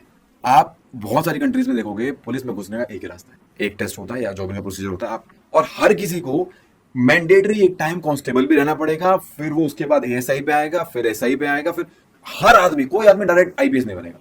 अब क्या है, अब उसको पता है कि नीचे वाला क्या फेस कर, तो थोड़ा सा ये दो चीजें अगर मुझे लगता है ये अगर ऑन फील्ड हो जाए तो शायद सिस्टम बहुत बेटर हो जाएगा। सर एक और सवाल है, और बड़े ज़बरदस्त सवाल आ रहे हैं मेरे पास में, और जितने व्यूअर्स अभी इसे देख रहे हैं, आप लोगों के भी अगर कोई ऐसे सवाल हैं तो आप ज़रूर शेयर करें। हम तरुण जी से रिक्वेस्ट करेंगे कि सेकंड पॉडकास्ट भी हम आपके साथ करें और जो आपके सवाल हैं वो हम सर से पूछ पाएँ। तो तरुण जी, जिस चैम्बर से आप आते हैं वहाँ के जो सबसे बड़े दिग्गज मोहित माथुर जी सर, उनके साथ आपने जो भी काम किया, आपकी सबसे बड़ी लर्निंग क्या रही लाइफ? सबसे पहले तो ये मेरा एक सौभाग्य था कि मुझे उस चेम्बर में एंट्री मिली। चेम्बर 17 दिल्ली हाई कोर्ट में बहुत रिनाउंड चेम्बर है, वहाँ से बहुत सारे आज डेजिग्नेटेड सीनियर्स हैं जो उस चेम्बर से निकले हैं। तो उस चेम्बर में घुसना ही अपने आप में बहुत बड़ी चीज़ होती है। God has been kind to me, I was placed in that chamber. एक लर्निंग जो मैंने उनसे ली, और मैं सोचता हूँ कि शायद सबको वो मिलनी चाहिए। अगर आप लिटिगेशन जैसे प्रोफेशन में हो तो आपको ये मेक श्योर करना चाहिए कि अगर आप किसी भी क्लाइंट को रिप्रेजेंट कर रहे हो, चाहे कोई भी हो, be it civil, criminal, property, anything, अगर आप कोर्ट में खड़े हो तो you have to be absolutely prepared. Not just with the brief. आपको फैक्ट्स क्या है, वो तो फैक्ट्स तो आपके एकदम टिप्स पे होने चाहिए। एट द सेम टाइम उसके आगे पीछे इधर उधर जितने कानून लग सकते हैं सब आपको रिसर्च आपकी एकदम बैंग ऑन होनी चाहिए। ये एक चीज मैंने उनसे सीखी, क्योंकि जब आपकी तैयारी अच्छी होगी तभी आप अपने क्लाइंट को अच्छे से रिप्रेजेंट कर पाओगे। क्योंकि बहुत सारे ऐसे लोग हैं इस प्रोफेशन में जो रिसर्च तो छोड़ो, फैक्ट्स भी उनको नहीं पता होते अपने क्लाइंट के। बस कोर्ट में आके या तो खड़े हो जाएंगे, पता नहीं ना बोलना क्या है, या फिर जज 2 क्वेश्चन कर लेगा तो आंसर नहीं है उसका, क्योंकि पता ही नहीं है, और वहीं पे फिर लोगों के केस भी करते हैं। अच्छे खासे आदमी के पास जो एक राइट होना चाहिए वो राइट खत्म हो जाता है। तो इस प्रोफेशन, देखो किसी भी प्रोफेशन में जो एक परफॉर्मिंग आर्ट्स का प्रोफेशन है, एक तरह से हमारा प्रोफेशन भी थोड़ा बहुत परफॉर्मिंग आर्ट्स से डिराइव होता है। When we are standing in the court representing our clients, trying to persuade the court in our favor, we are actually performing something. And when we are doing it, since it's a mind job, your mind should be sharp and you should have the ability to think on the spot कि क्या कैसे सब चीजें। अगर आप ये नहीं कर पा रहे ना तो आप छोड़ दो प्रोफेशन, फिर आप लोगों के साथ अन्याय मत करो। हाँ, बड़ा इंटरेस्टिंग सवाल है। क्या हमारे जेल क्रिमिनल्स को सुधारने के लिए है या बिगाड़ने के लिए? ये थोड़ा ज्यादा ही इंटरेस्टिंग हो गया आकाश जी। जेल्स का पर्पस तो था सुधारने के लिए, बट अनफॉर्चुनेटली रियलिटी ये नहीं है, और उसका रीजन ये ओवर क्राउडिंग, सिर्फ और सिर्फ ओवर क्राउडिंग। और ओवर क्राउडिंग भी किससे, ये नहीं कि जो सजा हो गई है, अंडर ट्रायल प्रिजनर्स, मुकदमा भी चल रहा है और आप उसको जेल में रख के बैठे।